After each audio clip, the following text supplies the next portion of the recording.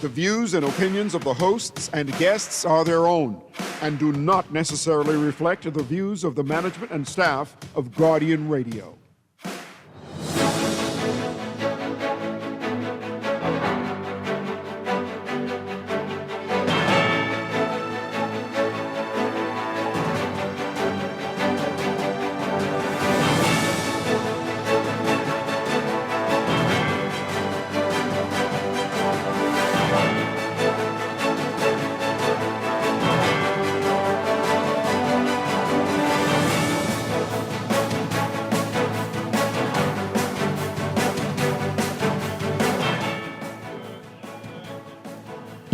Good morning. Prime Minister Dave is disappointed, but TUC President Obie Ferguson says that two-day action was effective. Police investigating social media video of purported child sex abuse. And we are talking with the president of the Prince George Dock vendors. They've got issues. They're part of the TUC as well. We'll talk with them in business. That's all straight ahead this morning. I'm Dwight Strachan, and this is Morning Blend. Wake up, it's a new day. Wake up, it's a new day. It's the start of a new way. Good morning again, Bahamas. It is Thursday, January 16th, 2025. This is Morning Blend on Guardian Radio 96.9. Again, I'm Dwight Strachan. In a moment, Laverne Gardner will be joining us. Also this morning, we've got a preview of the Red Cross Ball. That's all ahead. But first, it's time for the Overnight, the latest breaking news from while we're sleeping, and the top national and international headlines this morning.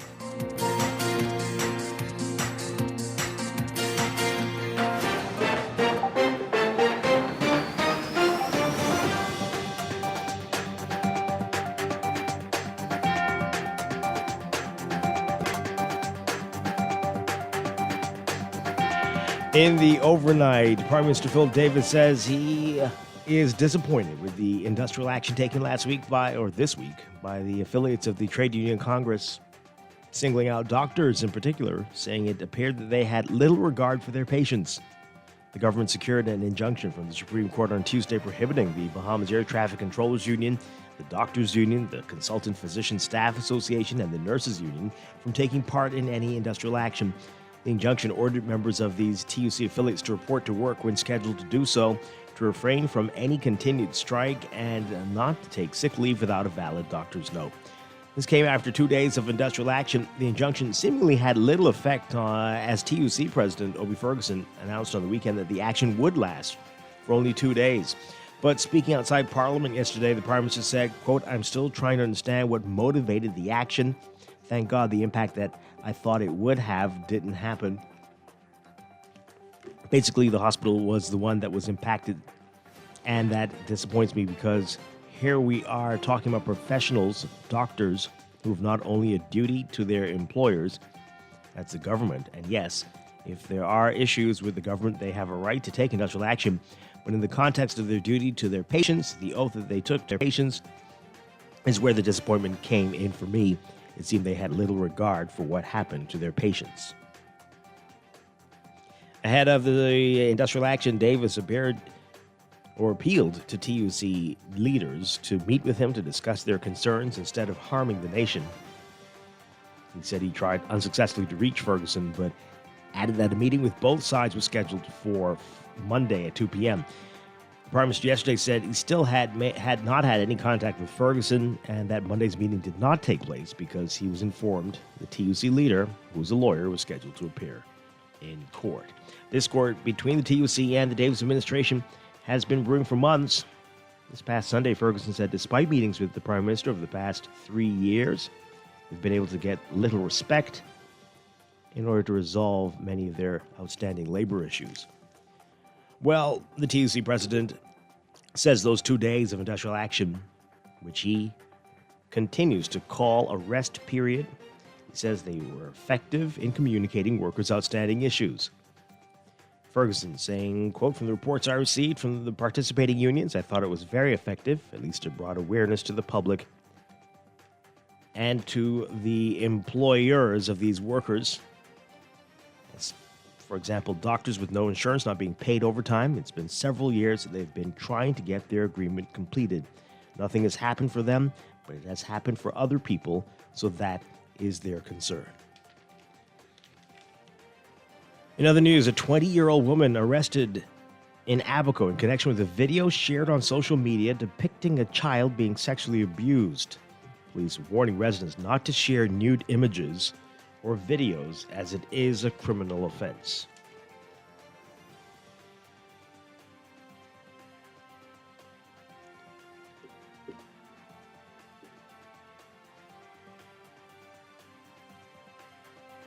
And police are investigating reports a 49-year-old man was found unresponsive at a home in Long Bay Tuesday night. He was taken to the clinic in a private vehicle around 9:30 p.m. where he was pronounced dead by the local doctor. An autopsy will be performed to determine the exact cause of death. 3 men accused of conspiracy to smuggle drugs after police recovered $15 million in contraband from a crashed plane. They've been granted bail. Police searched the plane and recovered 1,982 pounds of cocaine and 50 pounds of hydroponic marijuana after it crash landed in Acklands on December 6th. Acting on information, police arrested the plane's owner, Mickey Albert, Chesley Armley, and Jerry Pierre, and 4 other men near an airport in Long Island. The men were charged with conspiracy to import and possession of drugs and abetment to import drugs. Justice Neil Brathwaite Wednesday set bail at $50,000 for Albert and $30,000 for Armley. He granted Pierre $30,000 bail on Tuesday. And a man taking a plea deal in connection with a carjacking, Nathan Williams, pleaded guilty to armed robbery, possession of an unlicensed firearm, and possession of ammunition. Report Justice Joyanne Ferguson. On May 25th, 2021, Williams robbed Tadashi Bullard of a 2016 Kia Sportage and an iPhone 7. On the same date, he was found with a Glock 40 caliber pistol and 18 rounds of 40 caliber ammunition. So, according to the plea agreement, Williams was sentenced to 6 years for the robbery and 5 years for the firearm and ammunition offenses. The sentences will run at the same time. Williams will also receive credit for time spent on remand. Upon his release from custody, Williams will be placed on 2 years probation. He will be returned to prison for a year if he's convicted of any offense while on probation. And China Construction America Bahamas accusing former Bahamar developer Sarkis Merlion of seeking to create chaos after he filed a petition in the Supreme Court to put CCA Bahamas and China State Construction Engineering Corporation Bahamas into liquidation. A spokesperson for CCA Bahamas saying that CCA Bahamas was disappointed that BML had filed a quote meritless winding up petition, saying, quote, CCA Bahamas will take all necessary steps to protect our employees and the Margaritaville Beach Resort and British Colonial Hotel from BML and their attempt to create chaos. The only threat to their jobs and operations is from BMLP and its owner, Sarkis Merlion. The spokesperson saying that BML's Grossman's management drove the Bahamar Resort into receivership, and its latest gambit in the Bahamas is nothing other than, quote, transparent grandstanding, especially in our appeal in New York of the trial court's flawed decision. Overseas, from Israel, Prime Minister Benjamin Netanyahu saying today that a last-minute crisis with Hamas was holding up Israeli approval of a long-awaited ceasefire that would pause the fighting in the Gaza Strip and release dozens of hostages. Israeli airstrikes killed at least 72 people in the war-ravaged territory today. Netanyahu began signaling that there were issues with the deal just hours after the U.S. President Joe Biden and key mediator Qatar announced it was complete. The objection created a dual reality: war-weary Palestinians in Gaza, the relatives of hostages held there, and world leaders all welcomed the agreement, expected to begin Sunday, even as Netanyahu said it was not yet finalized. It's not yet clear if Netanyahu's statements merely reflected jockeying to keep his fractious coalition together, or whether the deal was at risk. Netanyahu's office said his cabinet won't meet to approve the deal until Hamas backs down, accusing it of reneging on parts of the agreement in an attempt to gain further concessions without elaborating. A senior Hamas official said the militant group is committed to the ceasefire agreement, which was announced by the mediators.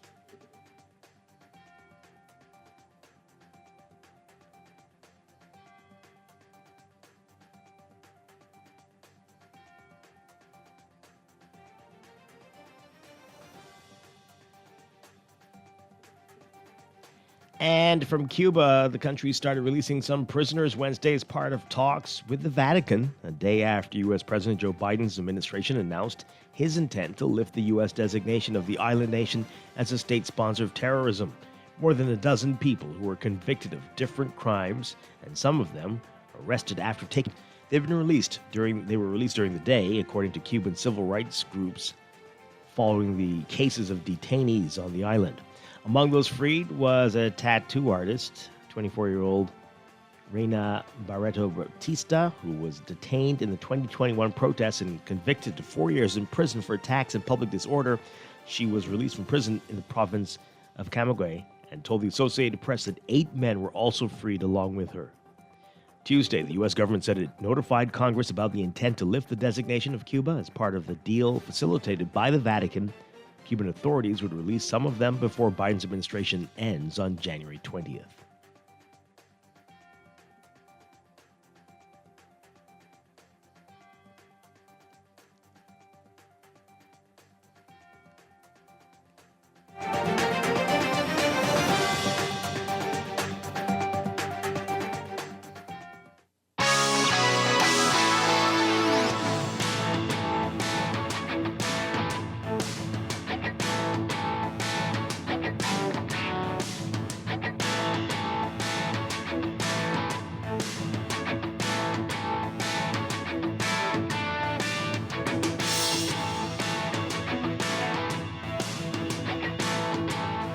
In sports, in a significant step toward Major League Baseball aspirations, 17-year-old Bahamian infielder Dave Neely has signed with the Texas Rangers.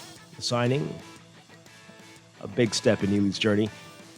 He's part of the 2025 international signing class, and the specifics of his signing bonus have yet to be disclosed, but Neely, groomed for the moment by Max D Sports Academy, signing at Premier Crew on Glacier Road Wednesday. When asked about his feelings regarding the signing, Neely expressing gratitude. You can read all about it in today's Guardian Sports section.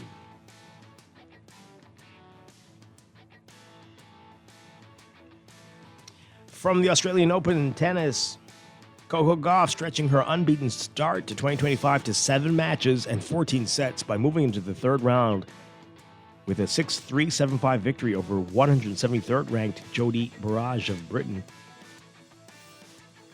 Gauff, the 2023 U.S. Open champion and a semifinalist at Melbourne Park a year ago, went through a bit of a rough patch in the second set, struggling with double faults and dropping 4 games in a row to go from a break up at 3-1 to a breakdown at 5-3. But when Barrage served for the second set, Gauff got back in control using a 4-game run of her own to end the set and end the contest.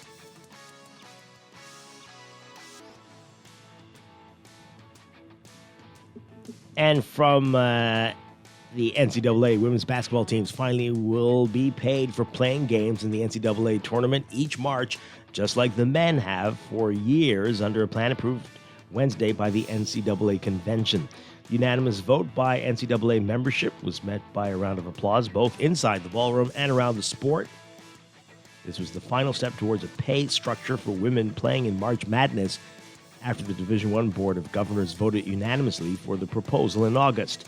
NCAA President Charlie Baker joined others in giving credit for the creation of a performance fund to those who came before and helped build women's basketball.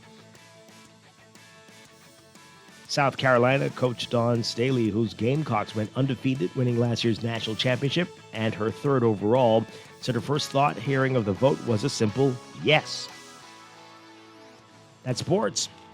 And that's the overnight.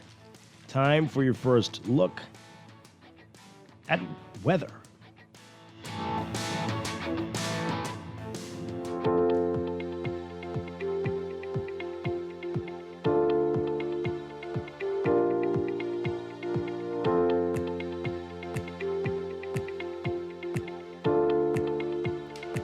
In your weather for today, we've got a cold front that is moving out of the southern Bahamas. That's going to usher in slightly cooler daytime temperatures today as an expansive high-pressure system and relatively stable air mass extends across the region.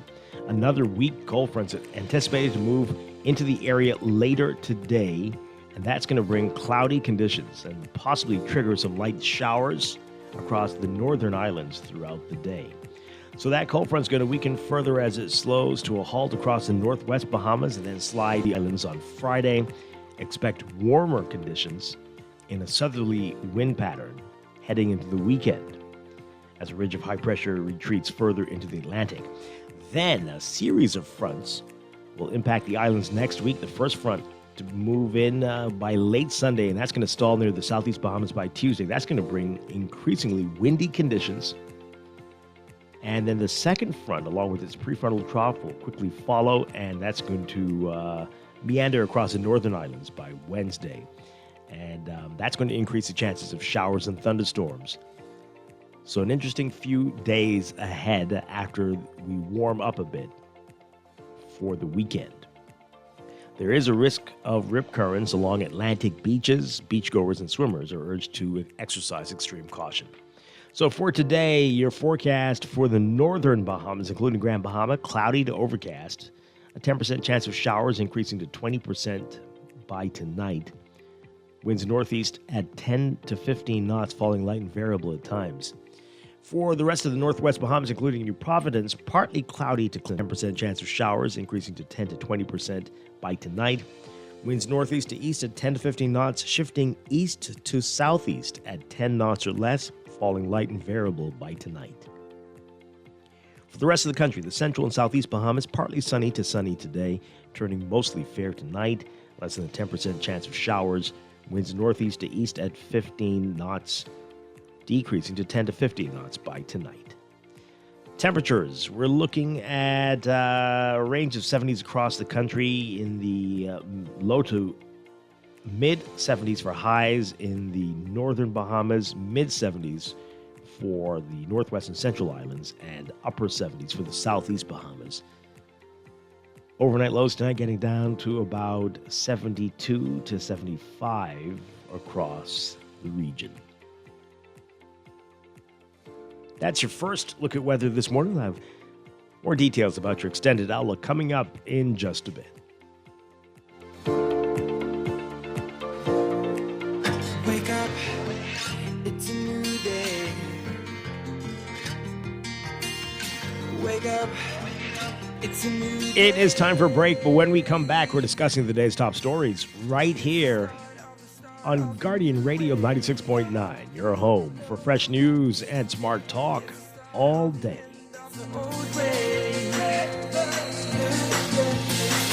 Wake up, it's a new day. Wake up, it's a new day.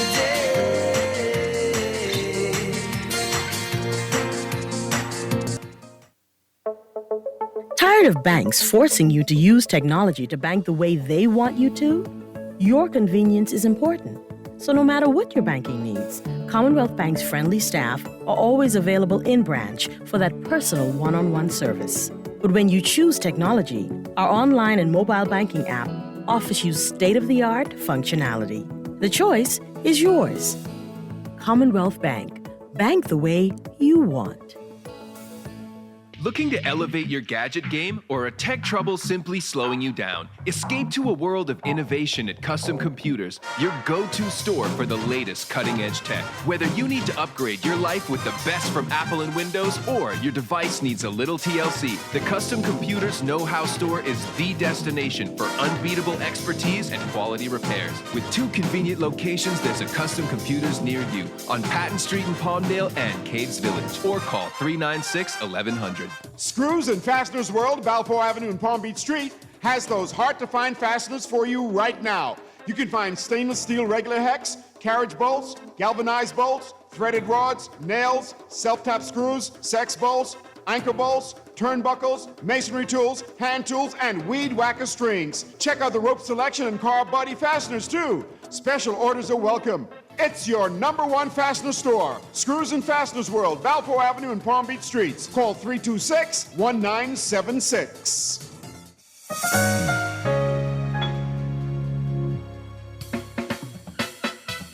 Do you have uncontrollable debt? Are you ready to make that move to Fidelity for a stress-free future? These loans have a built-in savings plan that pays you unbeatable interest. Ask about our debt consolidation loans today. Call 356-7764. Fidelity.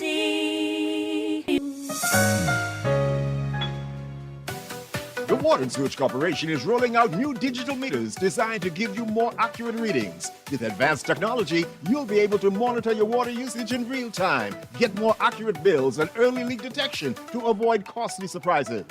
Better service starts now. Watch for our installation team in your neighborhood and get ready to experience the convenience of digital meters. Follow us on our social media platforms for more information.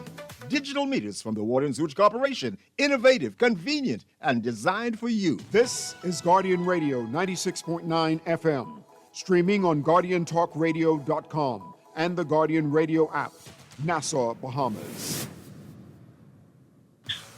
What? You don't know what TDC is? Tourism Development Corporation? You mean the Ministry of Tourism? No, that ain't the same thing, buddy. The Tourism Development Corporation helps to develop and grow behemoth businesses in the tourism industry. You hear what they say, boy? Oh, yeah. Develop and grow. You don't know what all the things they do? What does do? Check the website once. Start your journey to ownership of our #1 industry today. Log on to tdcbahamas.com. Wake up, it's a new day. It's a new day. It's the start of a new way. Don't you know that it's the start of the end of the old way. Wake up, it's a new day. Wake up, it's a new day. Welcome back to Morning Blend here on Guardian Radio 96.9. We are streaming live on GuardianTalkRadio.com and on the Guardian Radio app for smart devices. We're also on your televisions on Cable Bahamas Channel 969 and BTC Flow Channel 612. You can tweet us at Morning Blend 969 or Facebook.com/Morning Blend 969. Text us on the Guardian Radio text line, powered by BTC 422-4796. Standard text rate supply. Once again, I'm Dwight Strachan. Joining me now, Laverne Gardner. Good morning. Good morning. How are you? I'm doing well. How are you? I'm great. Excellent. How are things in Grand Bahama? Oh. Things in Grand Bahama? Grand Bahama. Oh, dear. Okay, well, hey. Yeah, all right, so we got a lot to talk about today. We're going to get a preview of the Red Cross Ball that's coming up. We're going to find out some union issues getting a lot of attention over the past few days, of course. And we are going to speak with the president of the Prince George Dock Vendors. Their group, they have some issues, some concerns. They're also affiliated with the TUC. So it's going to be eye-opening for a lot of people to hear about what they're going through. So that's all ahead. But right now, let's talk about what else is in the news.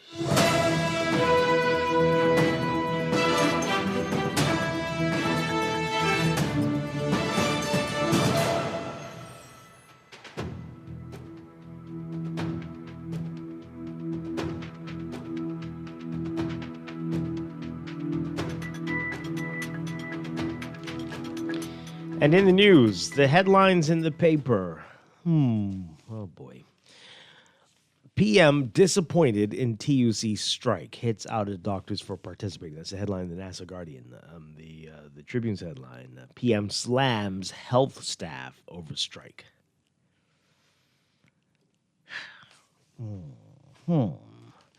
Let's read a little bit of this. Our Tanika Thompson, the Nassau Guardian today, writing about this. Prime Minister Philip Davis said yesterday he is disappointed with the industrial action taken last week by affiliates of the Trade Union Congress, singling out doctors in particular saying it appeared they had little regard for their patients.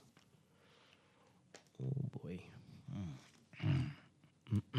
Okay, the government secured an injunction from the Supreme Court on Tuesday prohibiting the Bahamas Air Traffic Controllers Union, the Bahamas Doctors Union, Consultant Physician Staff Association, and Bahamas Nurses Union from taking part in any industrial action. The injunction ordered members of these TUC affiliates to report to work when scheduled to strike and not to take sick leave without a doctor's note, a valid doctor's note. But this came after 2 days of industrial action, the injunction seemingly having little effect, as TUC President Obie Ferguson announced on the weekend that the action would be for only 2 days, which would be Monday and Tuesday. So the injunction on Tuesday was a waste of lots of people's time. That's me saying that, not the article. But speaking outside Parliament, the Prime Minister said, quote, "I'm still trying to understand what motivated the action. Thank God the impact that I thought it would have didn't happen."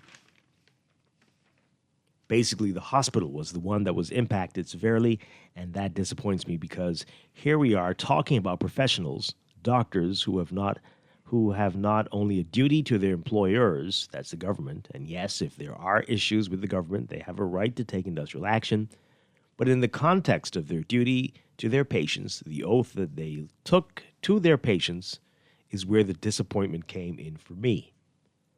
It seemed they had little regard for what happened to their patients.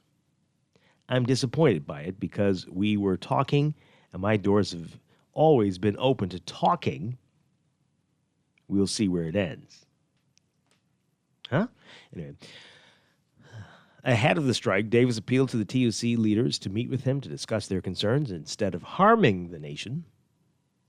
He said he tried unsuccessfully to reach Ferguson, but added that a meeting with both sides was scheduled for Monday, 2 p.m., but Davis said he still had not made contact with Ferguson as of yesterday, and that Monday's meeting did not take place because he was informed that the TUC leader, who is a lawyer, was scheduled to appear in court. Of course, discord between the TUC and the Davis administration has been brewing for some months now. Sunday, Ferguson said that despite meetings with the Prime Minister over the last 3 years, quote, "we have not been able to get the respect and support necessary to resolve many of our labor issues." In December, Ferguson told Tribune Business that a mass strike of TUC affiliates was possible as the unions were ready to act collectively over outstanding workplace grievances. Remember that?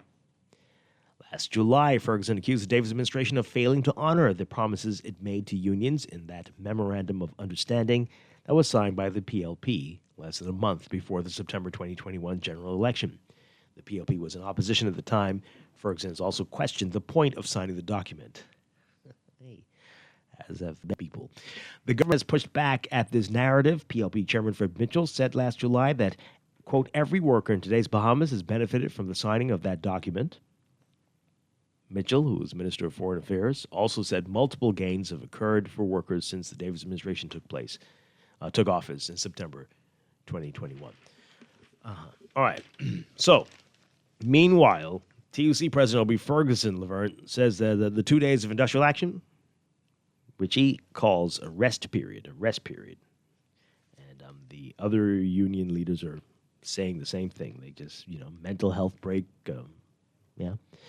He says it was effective in communicating workers' outstanding issues. The Ferguson saying, quote, "from the reports I received from participating unions, I thought it was very effective. At least it brought awareness to the public and to the employers of these workers. For example, doctors with no insurance, not being paid overtime. It's been several years that they've been trying to get their agreement completed. Nothing has happened for them, but it has happened for other people, so that is their concern. I think it was very effective. If it wasn't effective, then why would you get an injunction?" Prepare in court on January 28th to fight the injunction. What? Is that an indefinite injunction? Is that what that is? Or is that how that works? Yeah? Laverne, are you muted? I don't know. Oh, okay, there we go. No, I'm not muted. I don't know. What's the point? What is... very interesting. Okay. Yeah, like, you're fighting the injunction, like you said. Does that mean it? And is that right? Is the government within its right to get an injunction that would completely block the union Sure. I mean, I from guess. taking any action ever, not this particular situation. I mean, I don't So no understand if it can more. be So is indefinite. there right, right. Right. That's what I'm There wondering. must Is be some time limitations on it.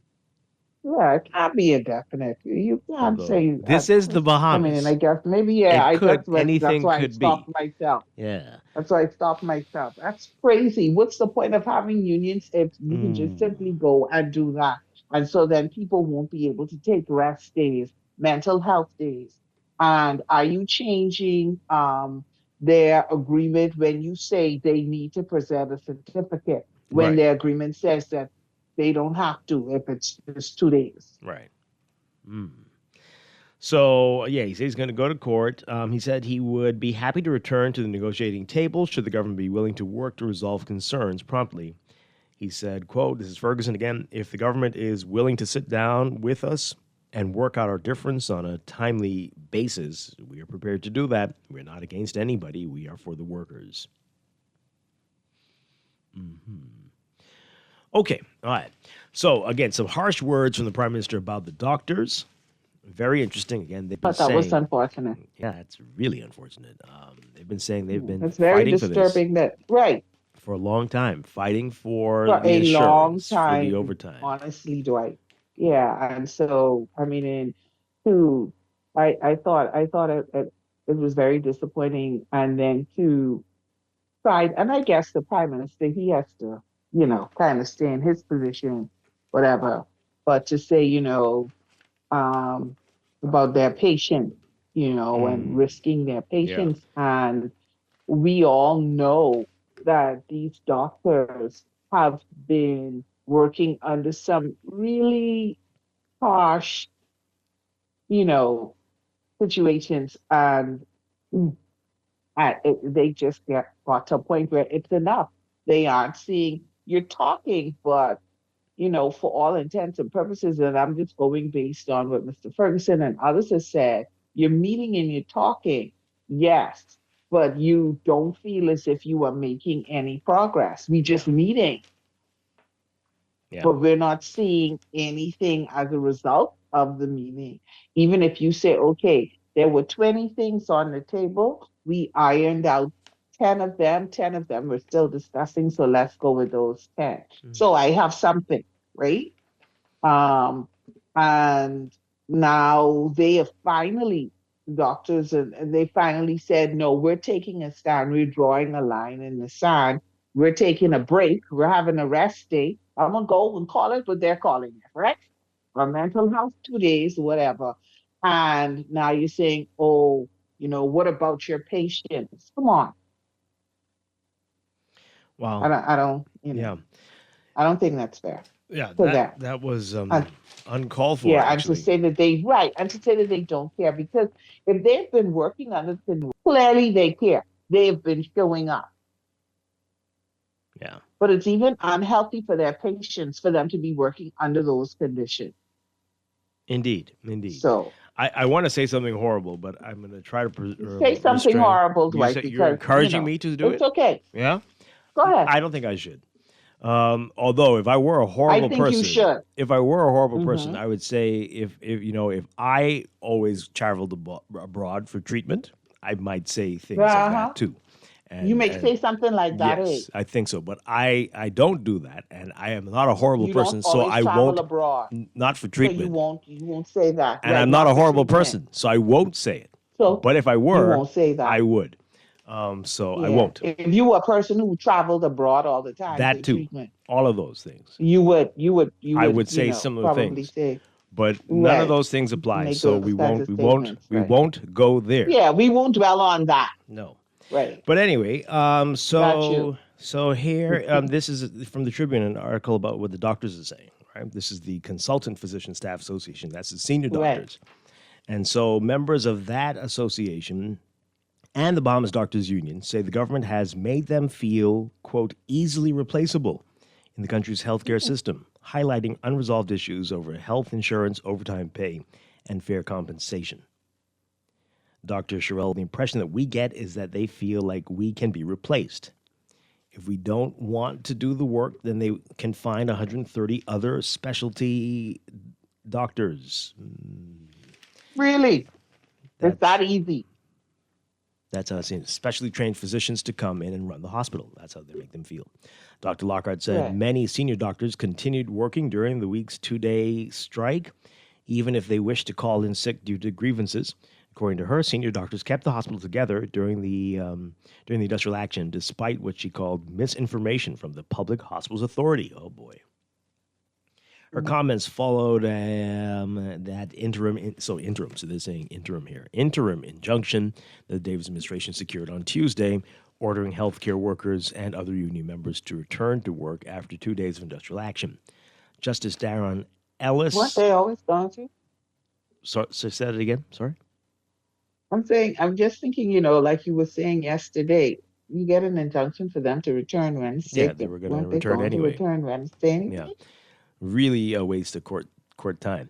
Justice Honestly. Darren Ellis. Well, I guess you have to be seen to be doing something. Okay. Granted the injunction restraining members of the various unions we told you about from further strikes or industrial action. PHA managing director among doctors represented by the doctors union had increased from 90% on Monday to 98% on Tuesday. Oh, good Lord.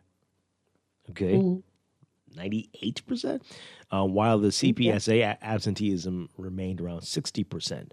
But Dr. Lockhart criticized the government for offering inadequate compensation, noting the union rejected 2 offers before being told in September that the second was final. She said the quality of a physician is selfless. Okay. The quality of a physician is selfless? Noting doctors don't expect grand gestures in pay. However, she said, plantation days are over. That's her words there, plantation days.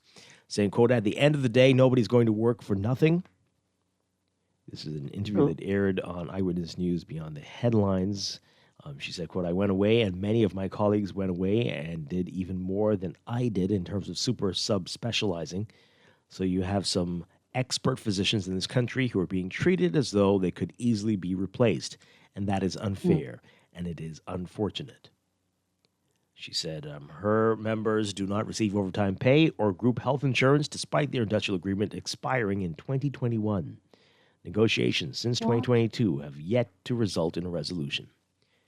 Meanwhile, the We're in Bahamas... 2025, y'all. Just 2025, that is right. And in absence of an industrial a new agreement, they were still working, right? Yes, they were. Okay. So the Bahamas Doctors Union President, Dr. Camille Glinton Thompson, said their industrial agreement with the PHA ended 2017. Okay. And to, we're in 2025. Yes. And again, in absence of a new agreement, they were still showing up and working, correct? That is true, except for Monday and Tuesday. And 2.5 years of negotiations have produced no results. The union is advocating for junior doctors to be compensated for overtime and holiday pay, as they currently work 60 to 80 hours per week without additional compensation. Come on, man. She said, quote, if there are 40 patients on the ward, 50 patients on the ward, we continue because we will not leave, and we're committed to not leaving until the work is done. We're asking the government to consider to please compensate us for our overtime and our holiday pay. Now, all the doctors, everybody's been saying this. There was no strike. Explained that some union members called in sick due to various challenges, but did not confirm specific numbers. She also noted that most junior doctors do not have health insurance, despite ongoing negotiations to include them in group policies. Come on. This is crazy. Both union leaders expressed concern that low pay, poor working conditions are discouraging doctors from staying in the country's healthcare sector. Dr. Glinton Thompson revealed that 13 junior doctors resigned from her department between 2023 and 2024. Wow. All right. But the Prime Minister says they don't care about the patients. Oh, boy. Yeah, right. They don't care. But they've been working some almost 8 years without an agreement, and they've been showing up and working. Some 3 years, but they've been showing up and working. But they don't care? Come on. Yeah. Let's hear from you, These folks. people care. What do you make That's of not fair. all of this? What do you make of what the Prime Minister is saying? Disappointed, and these criticisms of the doctors. And what do you make of what the doctors and all the union leaders have been saying? You've been hearing many of their concerns over the past few days. Let's talk about it. 323-6232, 325-4316, 325-4259. Call us toll free, 242-300-5720. Tweet us, Facebook us, text us, 422-4796. Let's go to the phone lines. Good morning, caller. You're on the air. Hey, good morning, Dwight and Laverne. Hi, good morning. Good morning. Yes, my brother and my sister, Dwight and Laverne. Look here, the status quo is out again, right?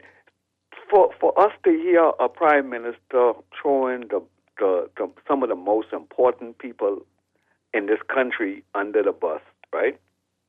It's scary to me because, if you could talk down to people who had to study as hard as long as they had to just achieve their goals, what you think about the average people that were working for average minimum wage? You think we stand a chance? You think we stand a chance? It has. Are you including yourself in that group? What's that? Is that, yeah? What are you doing? No, I ain't in that group. Okay. But right. But I just looking out for that group, right? Oh, yes.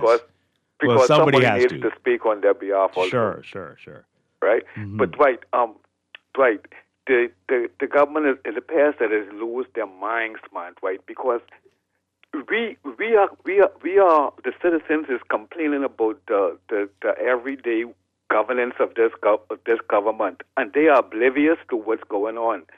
But they have the audacity to stand up on the same podium and ridicule people for it isn't like these people are begging or they are trying to get what is owed to them, right?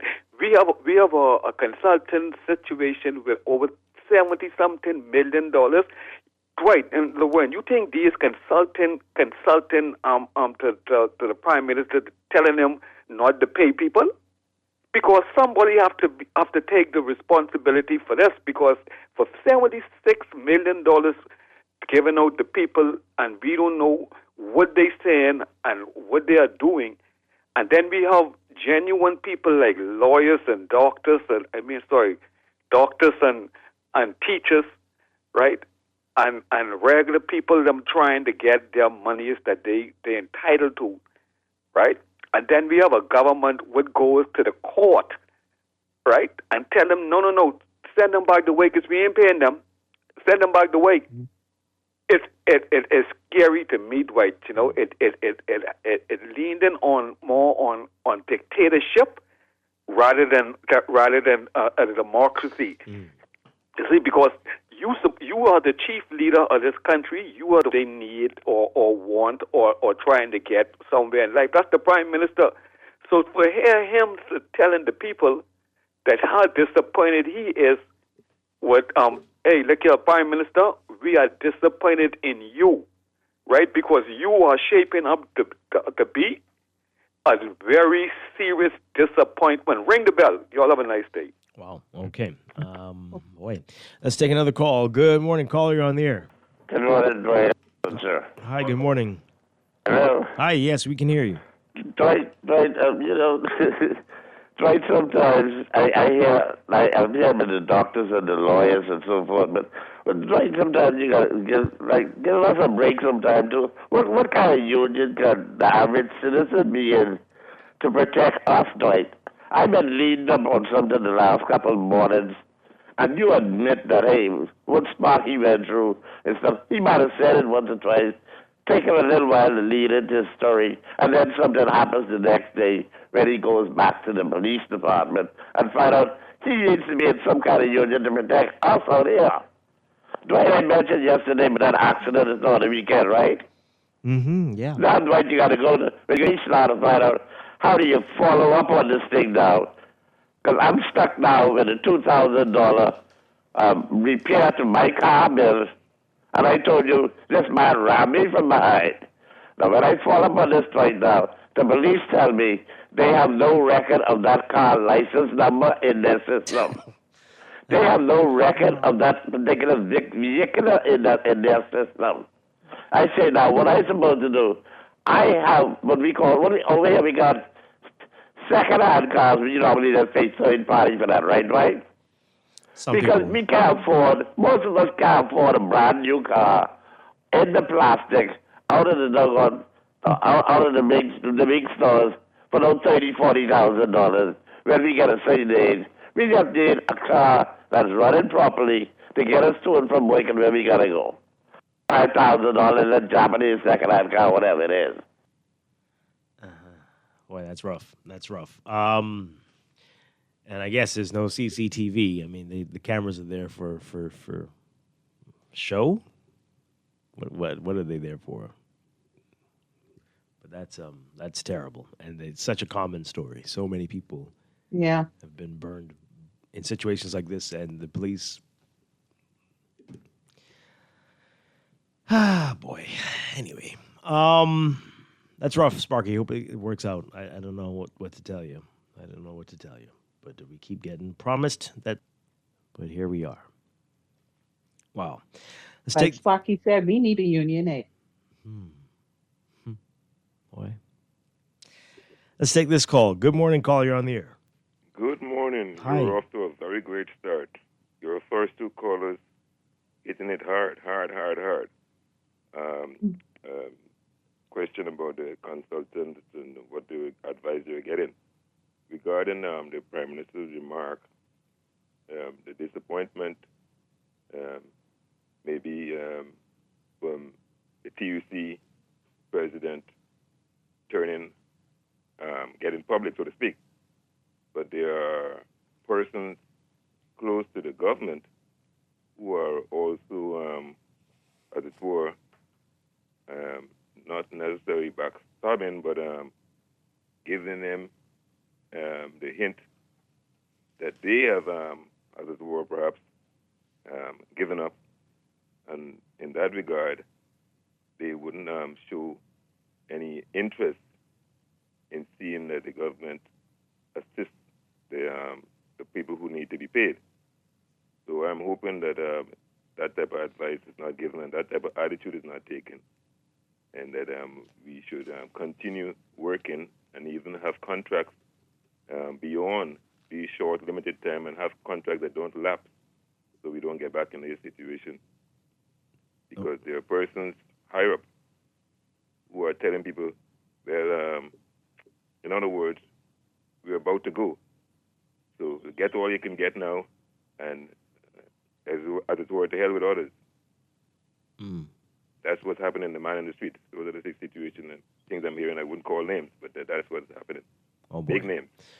Wow, that's rough. Okay, thank you very much.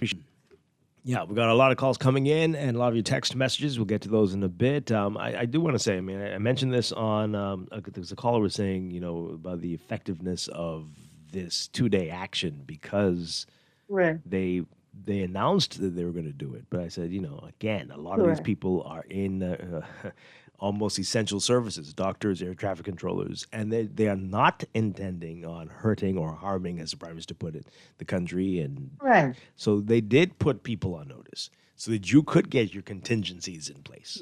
Plan together. I think that is a sign of caring about the people that you serve. Like, hey, you know, you all aren't listening. You know, I'm going to take 2 days they're off. Obligated to. They didn't have to.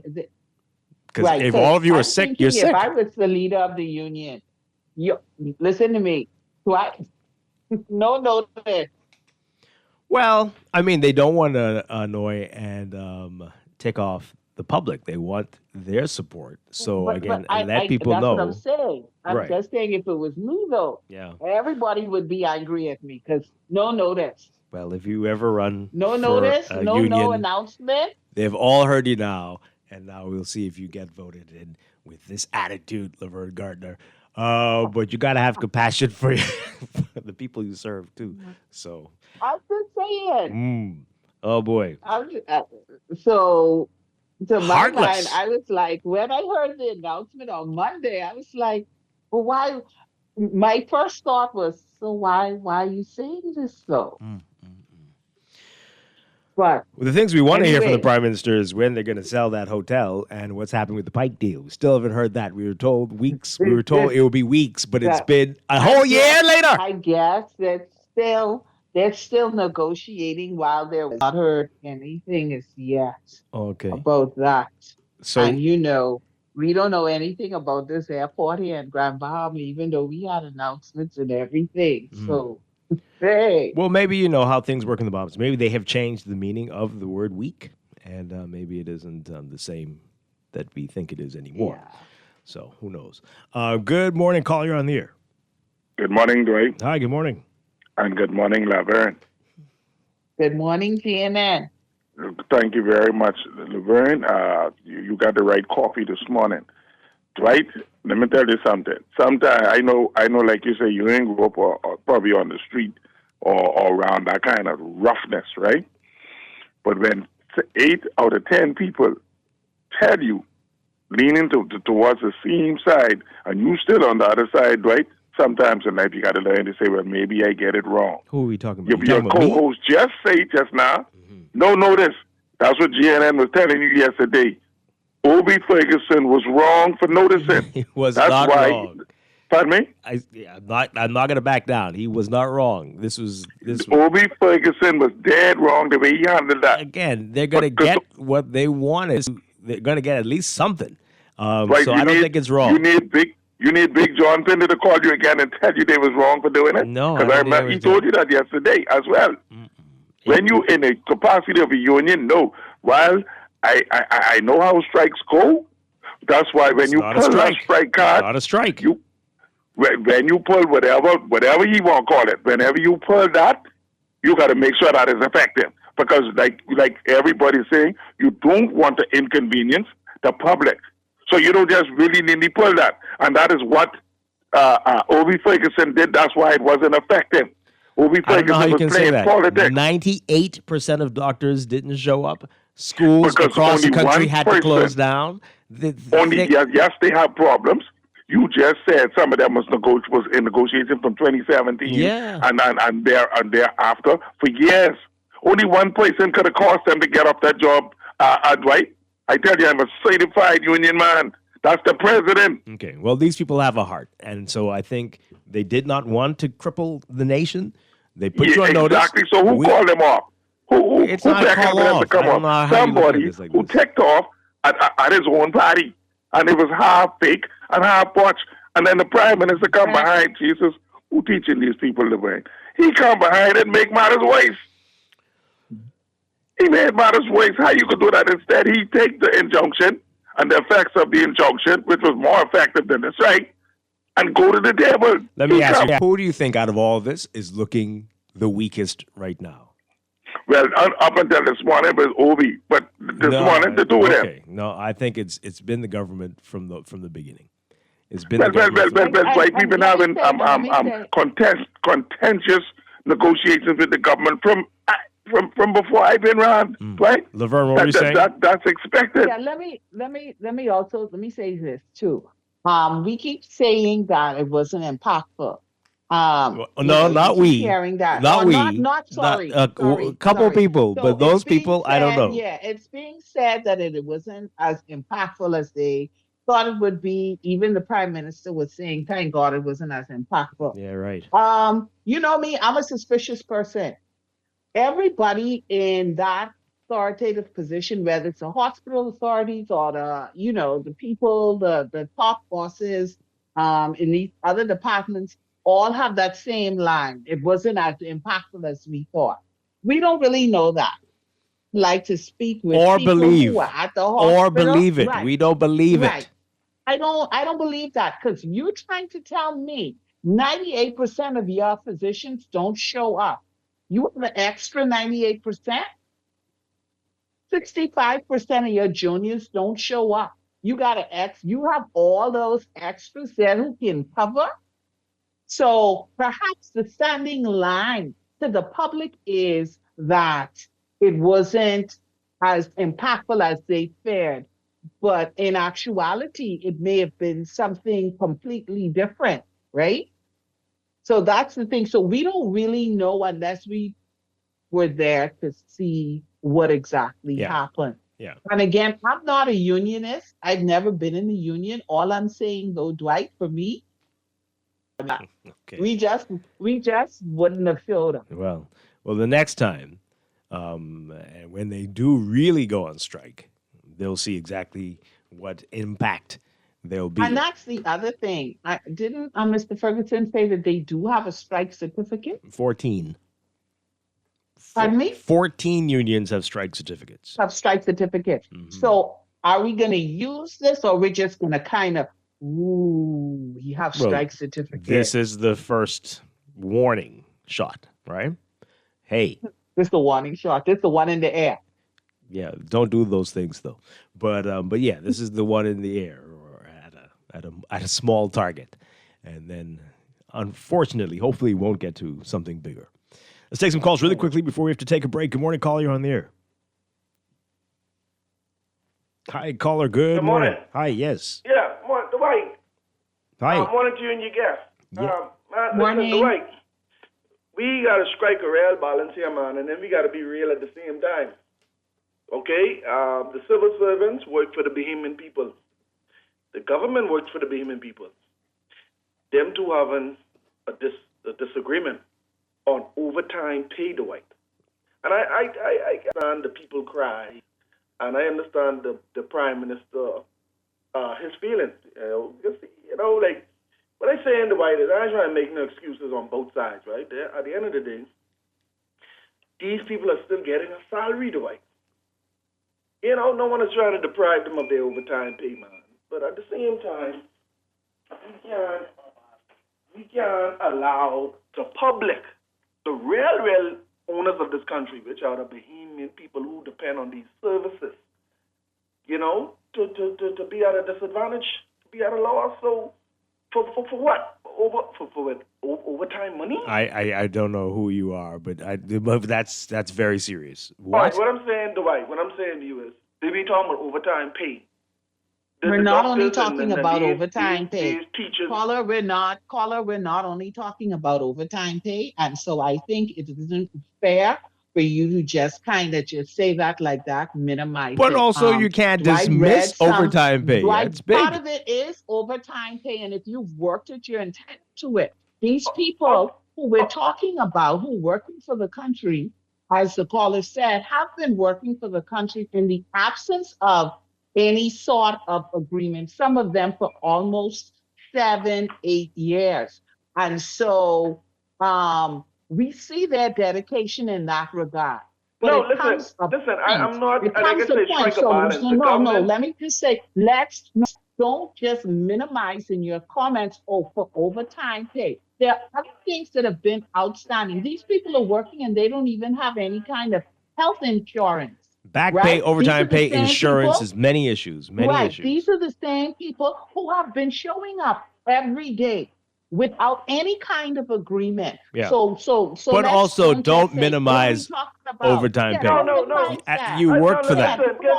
Can I say something? Can I say something? They have been working for us. No, can I say something? Can I say something? I'm saying the government is also at fault too, because they're not paying the people what they are due. But I'm saying, at the end of the day, who's being hurt? The Bahamian people. My grandmother, your family members who need these surgeries and these medical attention, and our children who are already in a setback from COVID and our education. At the end of the day, we hurting ourselves. Yeah, and you know how else? You know how else they'll hurt, caller? You know how else they'll hurt? If that doctor who worked overtime for how many years drops down dead, and there's no one to help your grandmother. They're going to hurt then too. So you can't treat people like they are robots and slaves. We got to have some compassion here, and this is not showing that. Before I go to Dwight, at the end of the day, these people swear they made oaths to save lives. So what do you suggest? That they just continue indefinitely until the government decides to give them something like a day before the election or something? This is my solution, Dwight. This is my solution. The government and the union got to come together and solve this problem, because at the end of the day, we're only affecting the less fortunate. They've been trying to solve the problem, and they've Why been they here. can't solve it? It's either the government has the money or the government doesn't have the money. And so, if I'm a business person, Dwight, and I'm explaining to my staff the overtime right now, but at least I'm making the salary. But are you driving a $100,000 BMW and flying over the world and talking about what you got for Christmas on TikTok? Are you doing that at the same time? No, that's a serious question. That's a very serious question. Don't ignore that. Are you also? Don't come on now. Do you also have consultants that you are paying? Tons of people you brought back from God knows where, paying them six figures. Yeah, are you doing that at the same time you say you can't pay my overtime from 10 years ago? The staff, you can't pay them their overtime or give them insurance. Because that's crazy. Now, if you are walking everywhere too as the boss and wearing clothes from the 80s, then yeah, okay, well, yeah, we're in problems. So that's a different story. That's not what these people are seeing. We're building new hospitals, yet people can't get overtime pay for what they worked in 2021, and they don't have insurance. So it's different from what you're saying. And clearly they've been doing what you said. But to what end? To what end? Ah, man, everybody needs to be reasonable here, right? The rope is only so long. It's amazing. Like that and just hope. And then hope one day. At some point, Dwight, at some point, you have to make a stand. At some point, and it's like you and I talk about off the record, right? We want change, but we don't necessarily want to be inconvenienced by what it takes to have change. Yeah. My goodness. So yeah, you need to get behind the government to sort it out. Don't appeal to them. You have to have a heart. You took an oath. Okay, yeah, we did. But also, we're not slaves. And we have bills too. And this is a very expensive country. So what am I to do? Good morning, caller. You're on the air. Good morning, Mr. Strong. Good morning, Laverne. Hi, good morning. Morning. You know, thank you, Mr. Strong, for all of the words you said in the last 2 minutes, and also Laverne. You know, the last caller, I feel his passion, and then I see what he's saying, but he for me, he didn't listen yesterday, and he obviously didn't listen to the conversations, and he wasn't mindful, or he didn't remember the numerous concerns that were brought on by the teachers, especially the lady you had on from Freeport, and she humanized the whole situation. And when you listen to the multiplicity of concerns of the doctors, the teachers, we are in the union, right? For him to say that is for just overtime pay, he obviously didn't hear what was going on, and he is like, and I'm glad you said numerous issues. But the thing is, for me, you weren't ready for this joke, Laverne. Maybe we should have a referendum on this so that people would decide who's important to them or not. Because I don't want an angry doctor bothering with me. Because he can't, Dwight, I got angry the other night, and so many things happened as a result of me being angry. It's like I almost lost, you know what I'm saying? I couldn't function. That's scary. But and that's what anger does. But I'm looking at with the last caller. If he really paid attention, Mr. Strong, I don't think he would have said what he said. But he was correct in one thing, in the fact that who does it impact? So to say the strike or the 2 days psychological leave or whatever was not impactful. It was, because it impacted the less fortunate, right? And that's what I'm saying, is we need to hear from those people. It did impact people, but for the PM to make a statement and saying, what about the patients, right? But I don't know if it's actually patience or patience. Like, you know what I mean? Because the doctors have patience, and so I don't think it's about the patients, it's about them having patience, because when I listened to how long Laverne highlighted it was from what you say, Laverne, from 2020, but it was one union, 2017 without an industrial agreement. So what I'm saying is, it's a reverse psychological operation for me, because the bureaucrats are to blame, not the doctors. Because he's saying they need to come to the agreement, sit down to the table, but it seems that they're running a fable. So if you're sitting down to the table and nothing is being done, it's futile. But how could you blame the doctors? You are to blame. The bureaucrats are to blame, because you showed the contrast in which people are still spending the money opulently or lavishly. And so our concern for me as a citizen is one of the real problems of this country is the misuse of the public funds. That's one of the questions I wanted to pose to Lang. What is his opinion on that? Because I see abuse of public funds, and the taxpayers are not tax sayers. So you and the politician seems to be soothsayers. They come on, if you're sitting down and talking, the bureaucrats are not concerned about the patients, Mr. Strachan. Because if they were, then they would show more urgency. Give thanks. Very interesting point there. Yeah. My goodness. All right, we got to go to a quick break and to the news. We'll pick this up on the other side. Quite a bit to talk about on this Thursday morning.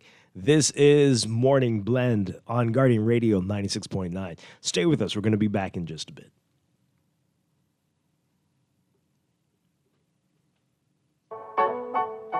And the devil's knocking at my door. Whoa, out of my mind. How many times did I tell you I'm no good at being alone? It's taking a toll on me, trying my best to keep from tearing the skin off my bones. Don't you know I lose control when you're lying next to me?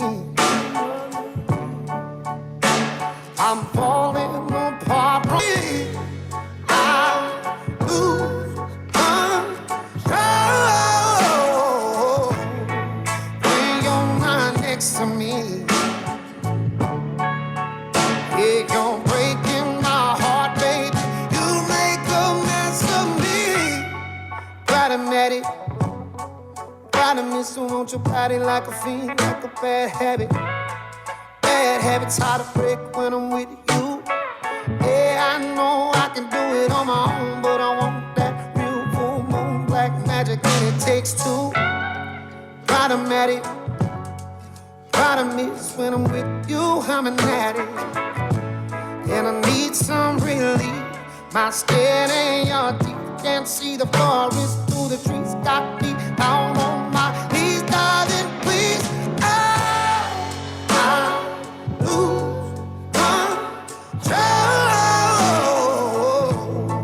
when you're not next to me. I'm falling apart right in front of you. This is Guardian Radio 96.9 FM. Fresh news, smart talk, all day.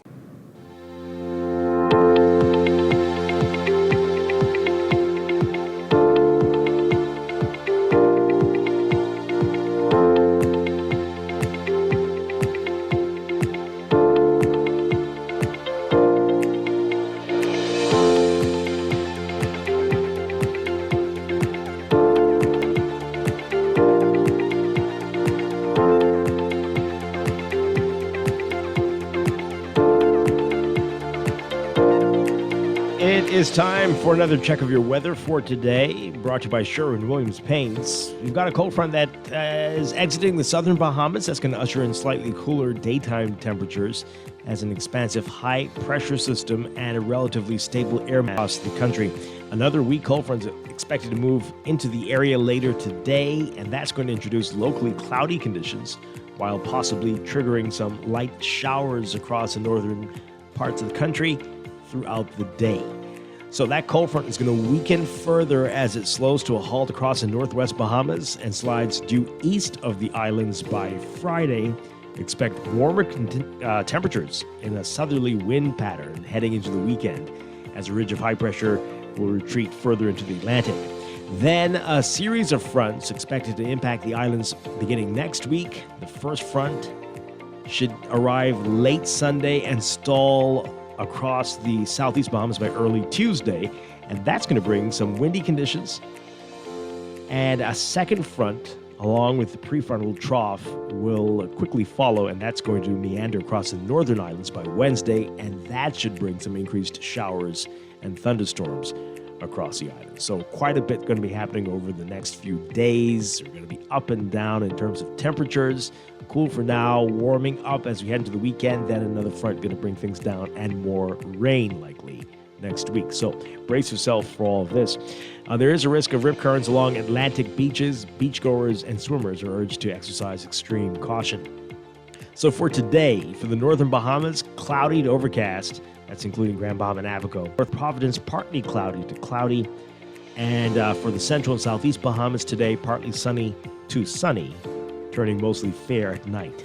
Temperature-wise, we're going to be in between the mid to upper 70s for most areas. So between 24 and 26 Celsius. Overnight lows tonight getting down to the low 60s for most areas, about 63 Fahrenheit, 17 Celsius.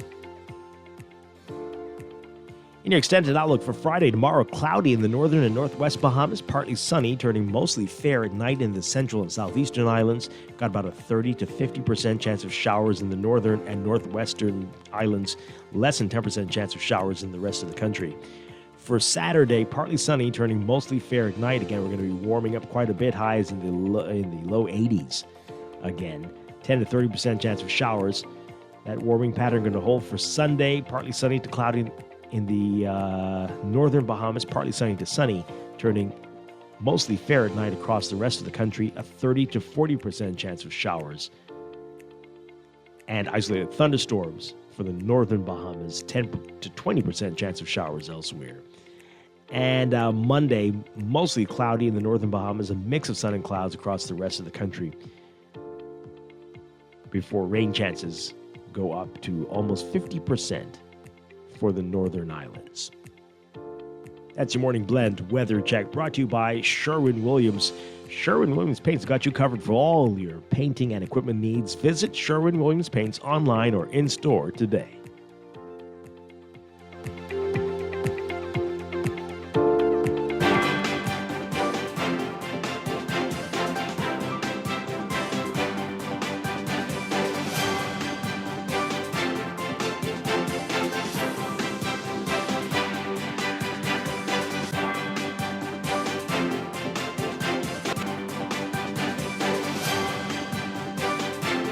And it's time for a check of your traffic for today, brought to you by RBC. Find your loan solution with RBC. A reminder of the roadworks that we're seeing going on daily between Blue Hill Road and Vinspen Road if you're on Cowpen Road. So this is Cowpen Road between 9:30 a.m. and 2:30 p.m. Paving work daily, expected to wrap up by the end of the week. If you can, avoid the area or follow the posted signs if you must travel during the work hours. Again, 9:30 a.m. to 2:30 p.m. on Cowpen Road today. In your real-time traffic, right now, we are seeing heavy traffic in the usual hot spots. We've got Milo Butler Highway, heavy traffic from well south of Fire Trail straight up to Tawny Williams Darling Highway. If you're heading northbound, traffic backed up along Tawny Williams Darling Highway as well, westbound to that roundabout. Six-legger roundabout, you're going to be seeing issues from multiple directions. Northbound on Milo Butler Highway, eastbound on John F. Kennedy Drive, southbound on New Providence Highway, southwestbound on Farrington Road as well. Then we've got Saunders Beach. You got eastbound traffic on West Bay Street near the New Providence Highway, slow moving for you there. Over on Gladstone Road, it's busy from Fire Trail straight up to John F. Kennedy Drive, easing up a bit though as you get closer to Munnings Road. Then we've got Prince Charles Drive, heavy traffic at the major intersections, especially as you get closer to Beatrice Avenue and westbound all the way to Soldier Road into Robinson Road. You're going to be not moving much up to Marathon Road and East-West Highway. Soldier near Windsor Place looking busy as well. Independence Drive, both directions, heavy traffic between the roundabouts at East Street and Blue Hill Road. And Blue Hill Road's busy from St. Vincent straight up Independence Drive. If you're heading northbound, Carmichael backed up eastbound to Blue Hill Road at this hour. Eastern Road, you're parked from Sans Souci to about Johnson Road. Basically, if you're heading westbound, that's what we're looking at in your real-time traffic. That's your Morning Blend Traffic Alert, brought to you by RBC. Start a conversation at rbc.com/loan/all of you.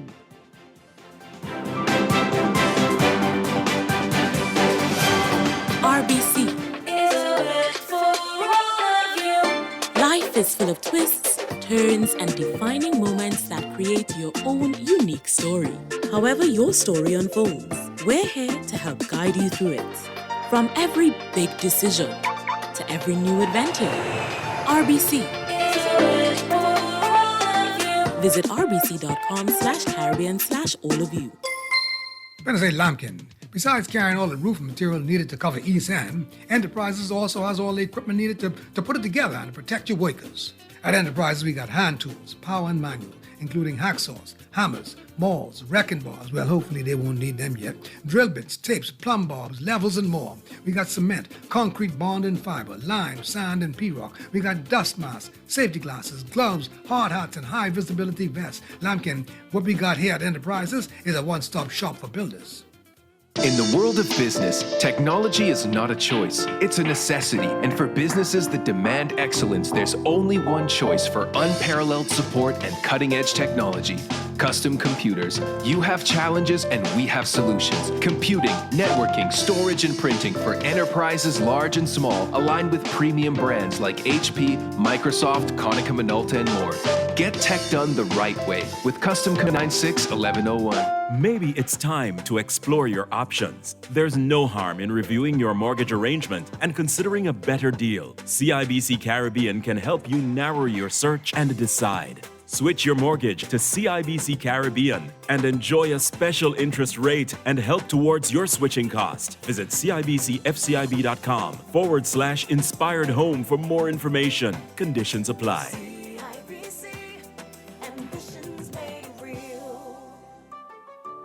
You try to rest, roll with the best. For all your printing needs, there ain't no one better, no. For posters and banners, magazines and flyers. For window decals, greeting cards and newsletters. No job too big and there's no job too small. You name it, we can print it. Just give us a call. Let Print Masters bring your masterpiece to life. Located in the Nassau Guardian Building, telephone 302-2361. Experience the immediate care you deserve at Doctors Hospital Urgent Care. When emergency strikes, trust our expert physicians for fast, quality care.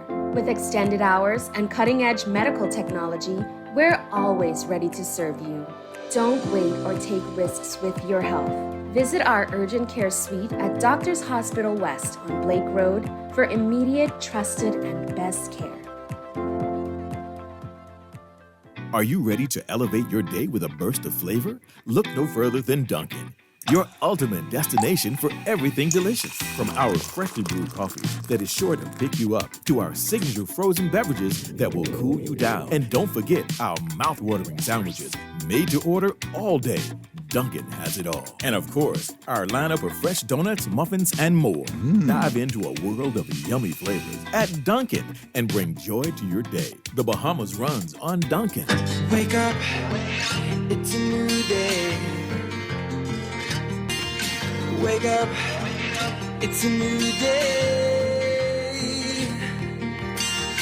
It's the start of a new way. Don't you know that it's the start of the end of the old way.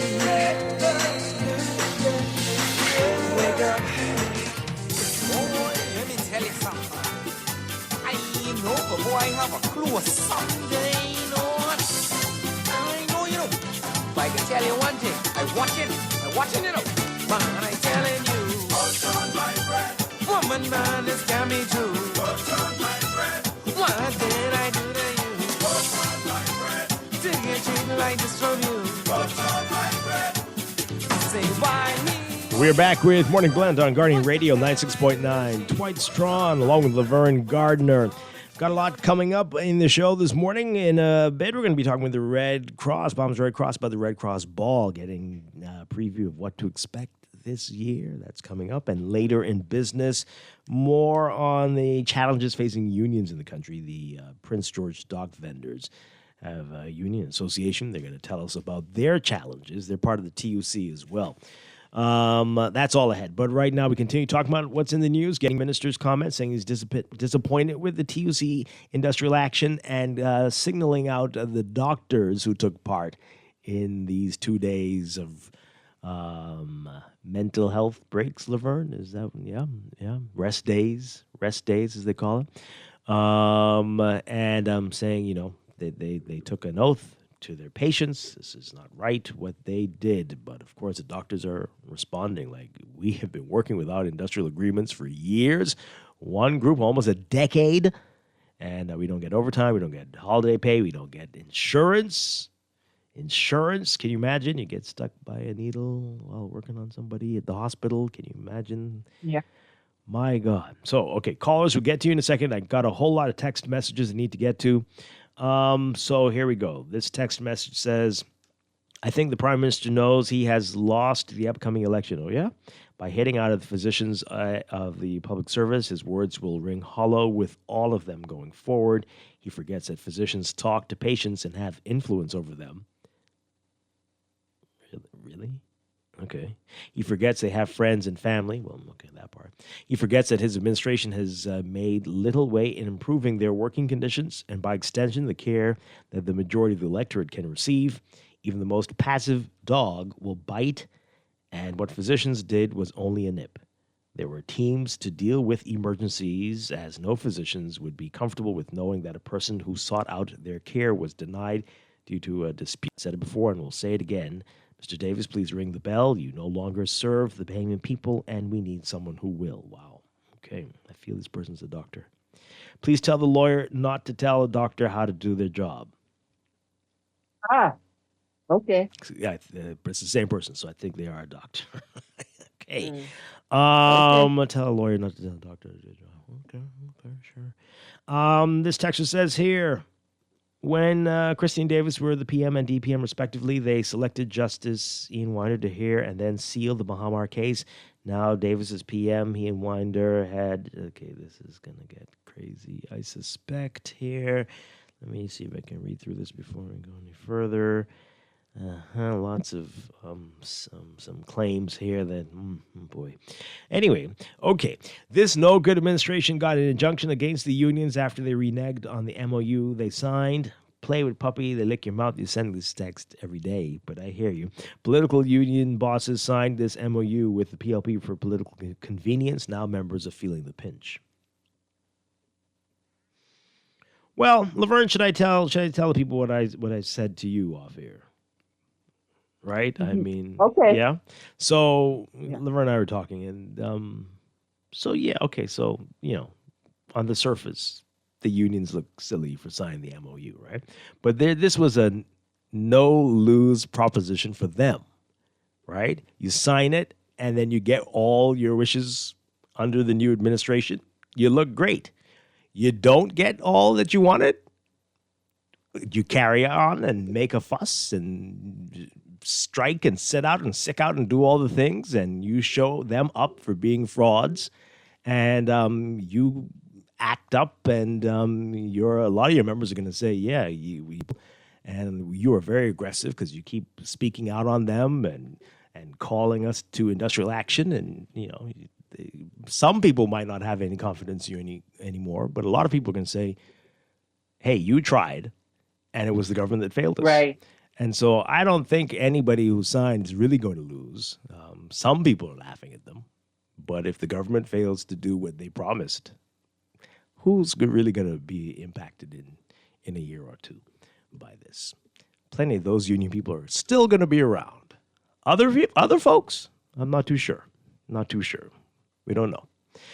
This text says here, this is a glaring example of how completely out of touch this administration is. Our MP, one MP, flaunts her Rolex and Tiffany luxuries while the Prime Minister jets around the world, all while civil servants are left battling for the very rights promised them. As Belinda Wilson said, tick tock, tick tock.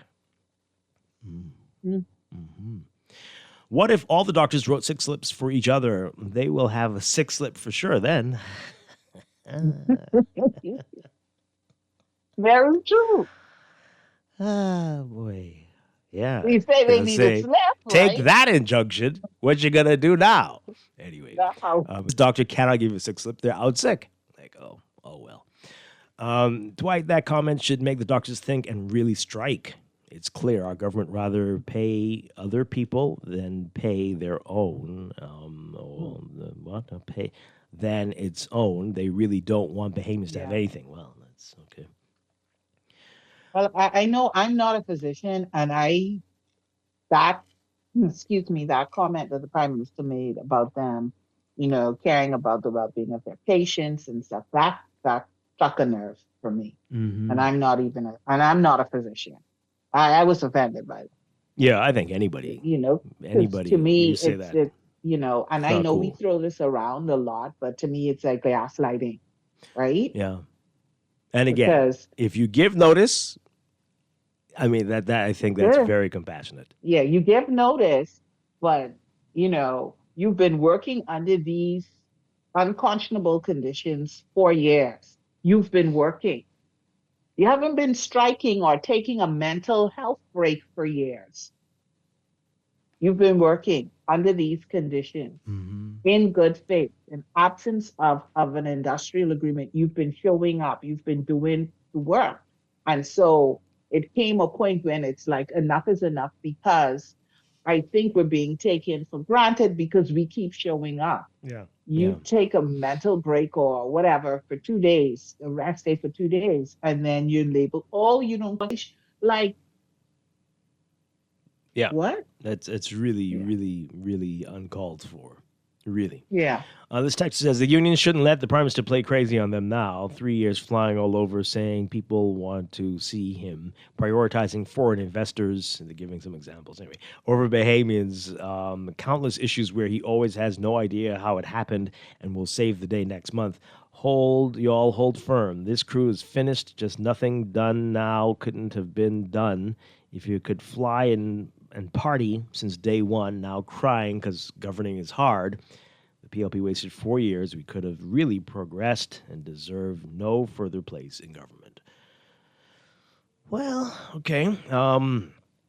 Folks reminding us that the Prime Minister's daughter is a doctor. Okay.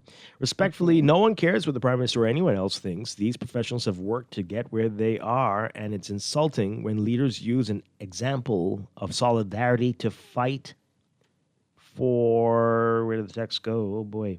So, solidarity to fight for what you have earned to spread propaganda. I'm sure the Prime Minister has health care insurance and excellent pay and other incentives because of his position. Yet when others demanded they receive what is owed, it's a problem. I wouldn't stay either. The public needs to grow up and stop clinging on to the words of politicians. The same way their kids can eat well and not have to worry about anything, the rest of our hardworking Bahamians deserve that same right. What is sad is that Prime Minister Davis lashes out at the hardworking doctors and nurses, but when he and his MPs need medical help, they travel abroad. Exactly. I'm sure using the government health insurance, which they don't want to provide to doctors. All of them are just sad from the top down. Wow. I'm sorry, do I exactly in there? Did I? It comes...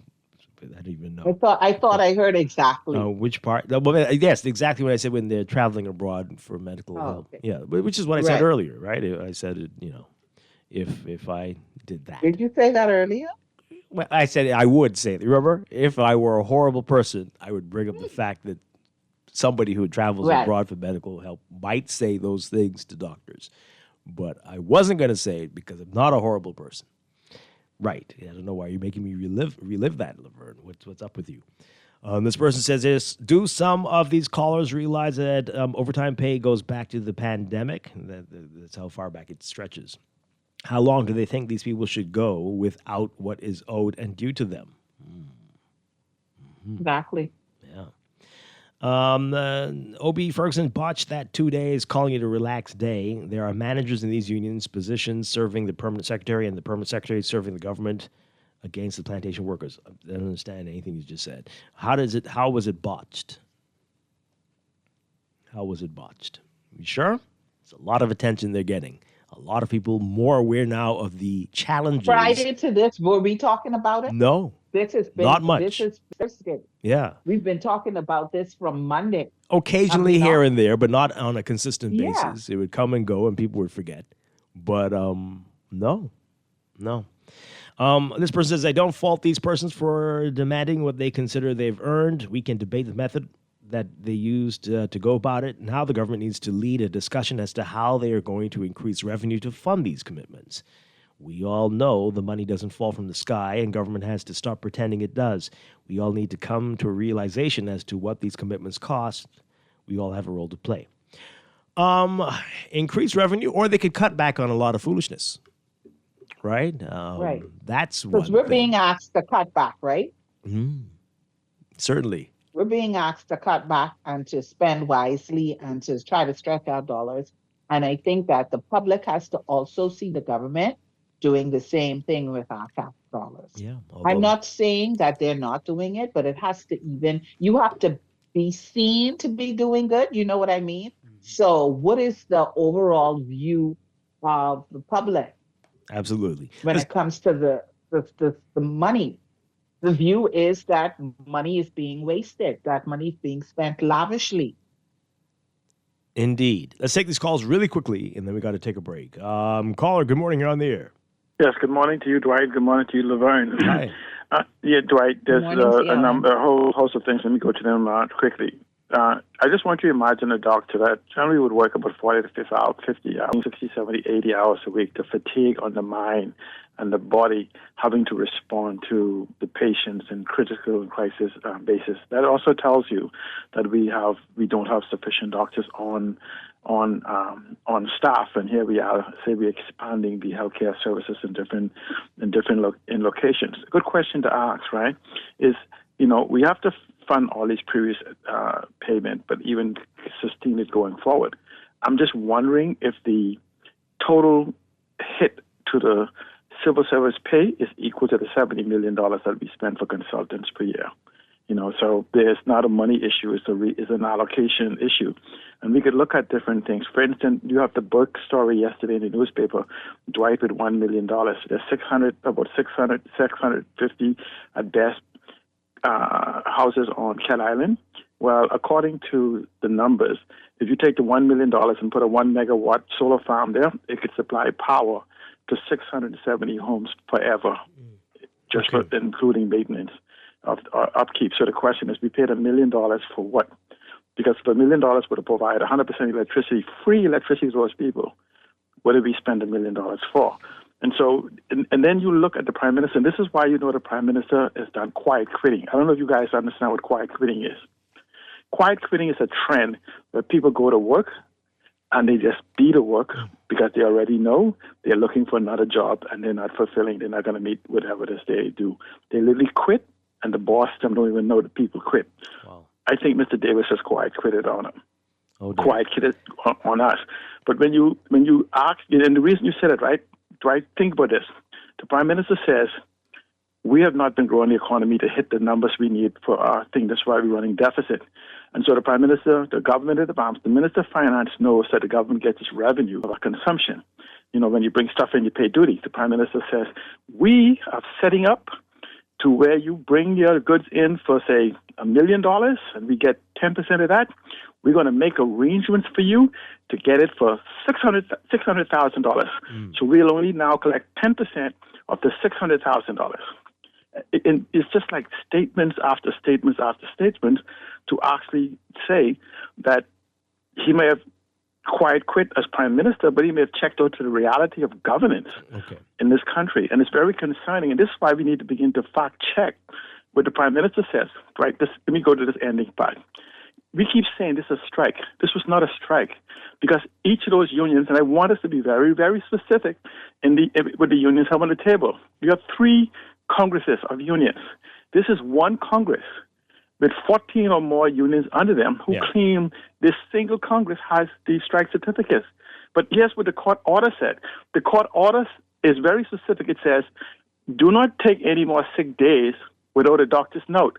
But we are reporting it as if though they struck down some strike or something else. It's just simply saying, nobody's fooled by it. I mean, they are this pacifier on a... Right, because what happens is the court cannot strike down a strike certificate that was actually issued by the government and is a right. So, but it could set rules to say, don't take no more sick days or whatever days it is without following these specific things. So the 3 unions each have their own grouping of strike certificates. It tells us that we have a form of potential chaos that could even impact us even more. So it's incumbent upon transparency, accountability, integrity that the government of the Bahamas should tell us what is it that is owed to these individuals going back for this 8 years or whatever it is, and tell us, because, I mean, I don't know for you, Dwight, but I thought the government was working for me. and I should have some level? Or do we live by the concept that the cabinet minister and chairman of the party say, we ain't on that run. You're all on that. We ain't on that run. Right. So it's simply just we need governance. And Thanks a lot. this administration is not giving it to us. Thank you so much. Thank you very much. Let me read these as we get ready to go to the break. This person says here, didn't our government representatives take an oath to serve the Bahamian people, not to take advantage of the Bahamian people for their own personal gains? Well, I don't know about that. I mean, they take an oath to serve the king or the queen, don't they? Do they mention Do they mention us at all? Their oath is to the queen. Yeah. The king. The king now. And successors. Anyway, this text: healthcare workers worked through COVID and no insurance. Plus, how do you tell your workers to work with no overtime pay for years when it was promised most people would have quit? Yeah. In my view, none of these parties make any sense. When one is out, they talk down the sitting government, then go in to do the opposite of what they said they would do. Let's turn to God. Only He can fix this country, not man. Okay. Good morning. The supporters of the government don't care about anyone or anything as long as they are being taken care of. Yikes. I think that's in response to some calls earlier. Yeah, similar, lots of text messages saying the same thing here. This person says here, the public service is draining the government. Show me a public servant that works 40 hours. And what type of text is this? If you work for government and it is not fair, find another job. Nobody in the private sector gets 4 weeks vacation. That's crazy. What are you talking about? Huh? Government workers get up to 12 weeks vacation. What is that? Public workers should shut up and go try and find another job in the private sector to see if you will last.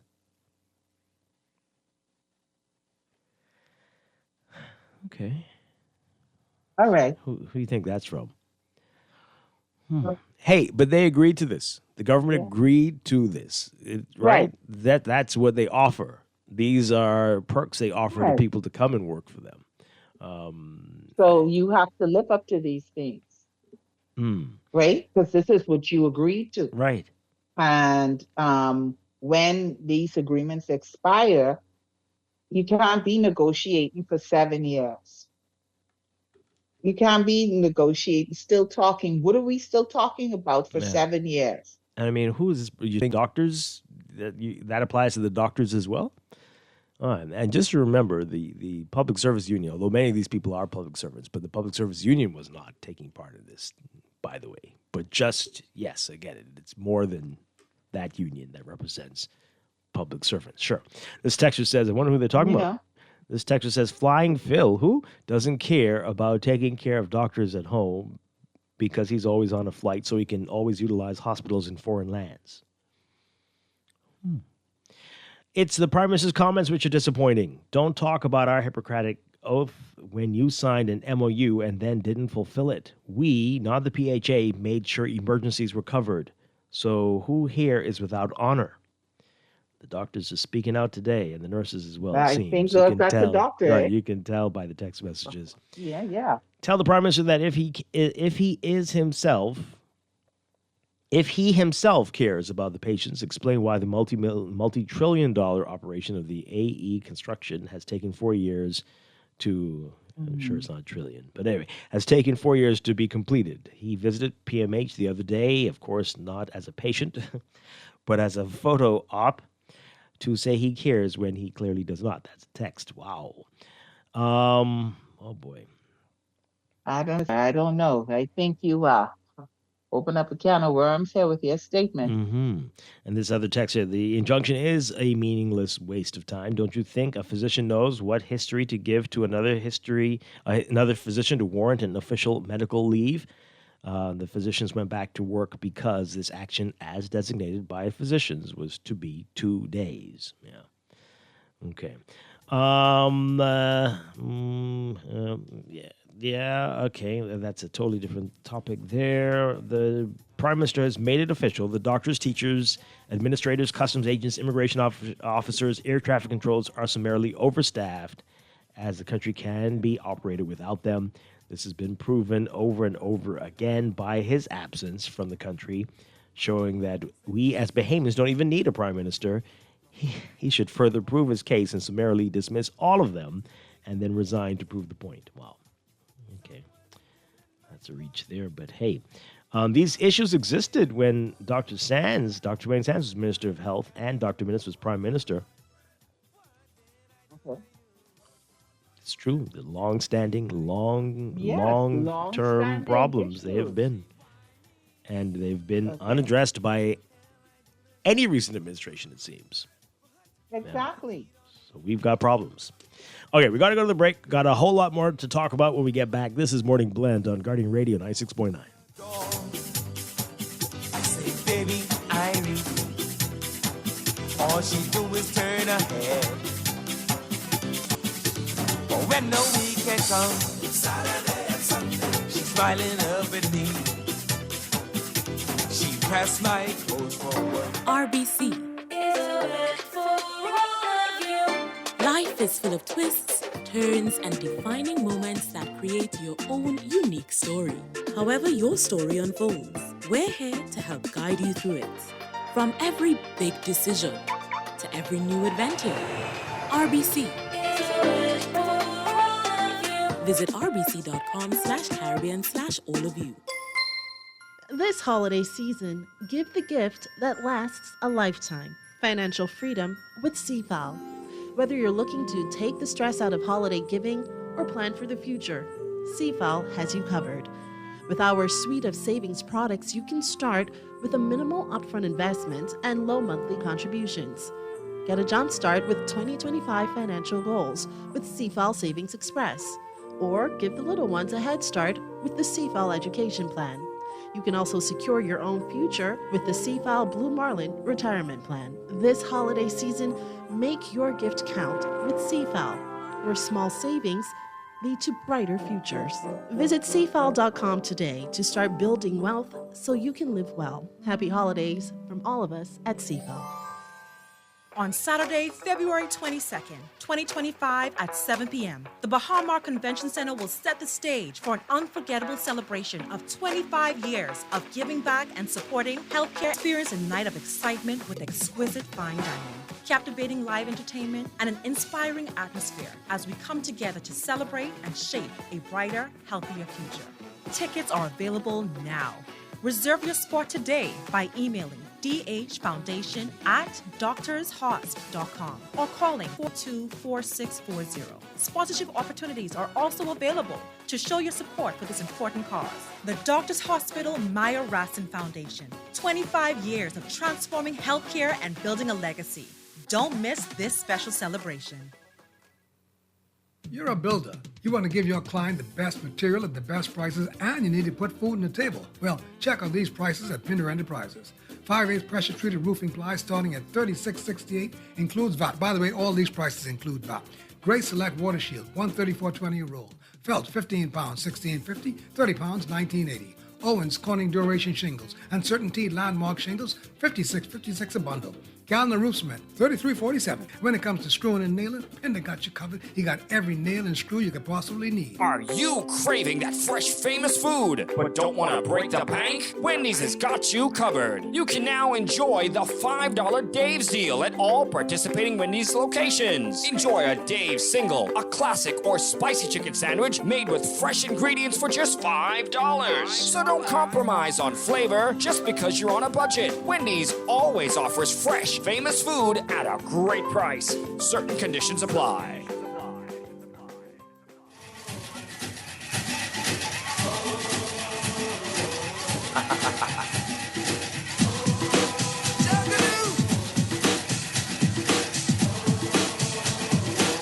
We get it almost every night. And when that moon gets big and bright, it's a supernatural delight. Everybody was dancing in the moonlight. Whoa.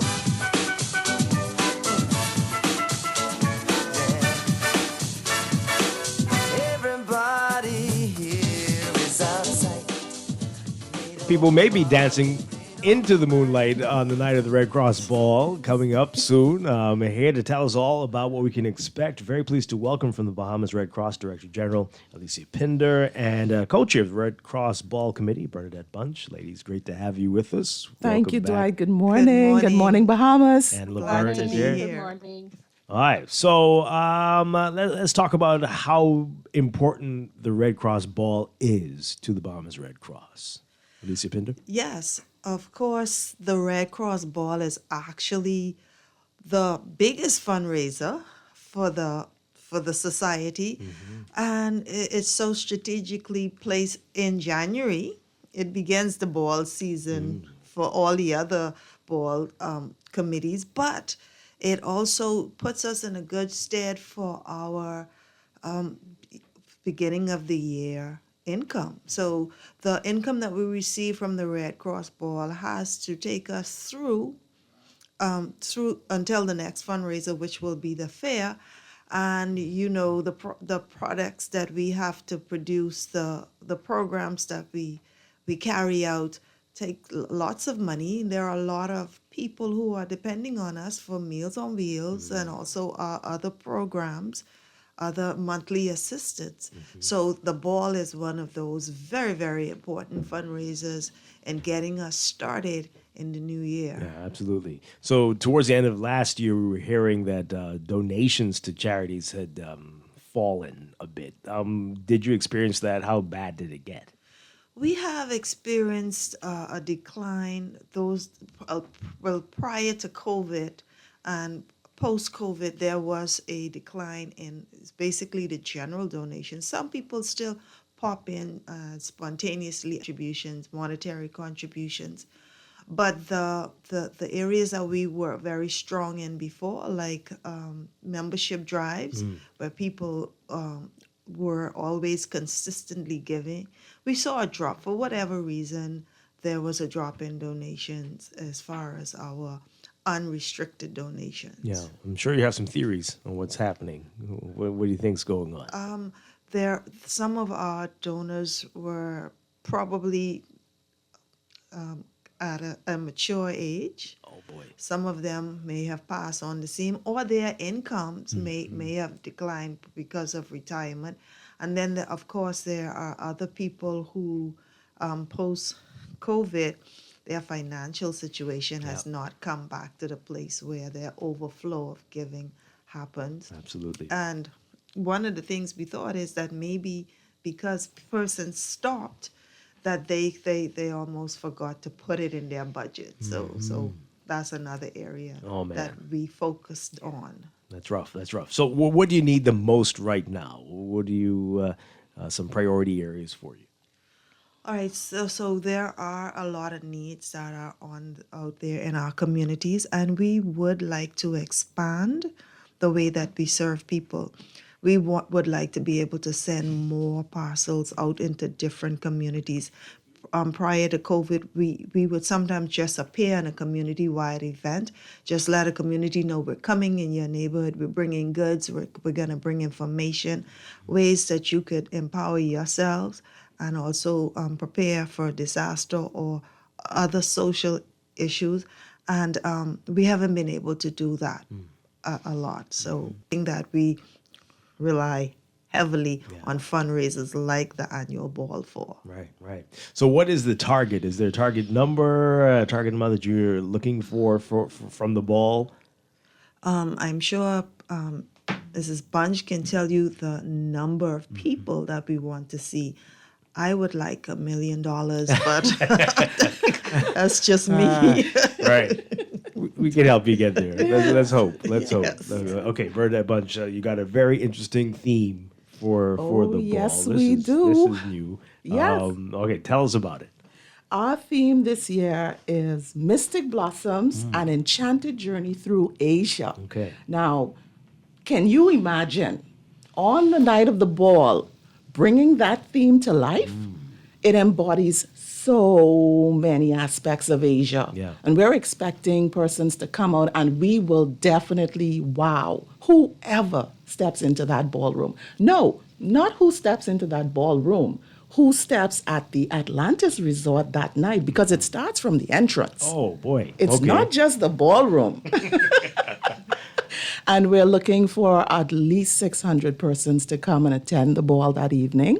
We have an exciting evening planned. First off is our cocktail reception, and we have the Royal Bahamas Defense Force Dance Band providing music during cocktails. Then we move into the ballroom where we will be wowing everybody. And we have dinner music provided by the Royal Bahamas Police Force Pop Band. And you know, they're an awesome band. All genres, all genres of music. And we want to thank them and the Defense Force Dance Band for participating. Then we move on to our house band that evening. Oh, there's more. Oh, there's more. There's much more. It's the exciting Dynamic Band. They will be providing us with our dance music across all genres of music that night. You know, they have the goatskin drum. They have the gentleman with the saw, who's going to be playing as well. So we have that aspect added to everything else. Wow. And our featured artist that evening is none other than Blowdy, that very passionate, energetic Bahamian artist coming up. He's doing so well across the Bahamas now. Absolutely. Yes. All right, so that's the music, that's the dancing. What about the food? What can you tell us about that? We have a dynamic 5-course meal planned for everyone in the ballroom, along with wines, red and white wine. And of course, we have apple cider for persons who don't take that little bit. Right. But yeah, the 5-course meal is going to be also tied into our theme that night. Okay. So you could expect a palette of exciting flavors that evening. That's going to be amazing. It's going to be amazing. Now, the ball is going to be held on Saturday, January 25th at the Atlantis Ballroom, the Grand Ballroom. Cocktail starts at 7. Dinner starts at 8 p.m. And we are going to go on until the ballroom is empty. So well past midnight. Oh, yeah. And we also have a wonderful raffle of 10 bundled prizes. Each prize has at least 5 different pieces in it. It's not just one prize you're going to win. You're walking away with 5 prizes. Our tickets are going to be sold 5 for $25. So that's a very good deal. Excellent deal. Okay. And we also going to have a silent auction. There's going to be a beautiful painting that's up for grabs that evening as well. So as you can see, Dwight, it's a full evening to keep everybody entertained, because the investment of $300 per person has to be fulfilled. Yeah. We want you to know that when you spend that $300, you are going to get a worthwhile evening. Definitely. And it's going to a very worthy cause. It's definitely going to a worthy cause. Where can you get the tickets? Tickets are available at the Bahamas Red Cross headquarters. Just go in there and let them know that you want a table. Right. How much for a table? A table is $3,000. That seats 10 persons. Okay. And we also offer elevated packages as well. Now, we have been doing very well with table sales. We have platinum, gold, and general tables. Our platinum tables have been completely sold out. Wow. And we thank every corporate entity that has purchased platinum table. What does that entail? What do you get for a platinum table? A platinum table gives you prime seating at the ballroom, in the ballroom, and you also get admission to our pre-ball cocktail reception. Okay.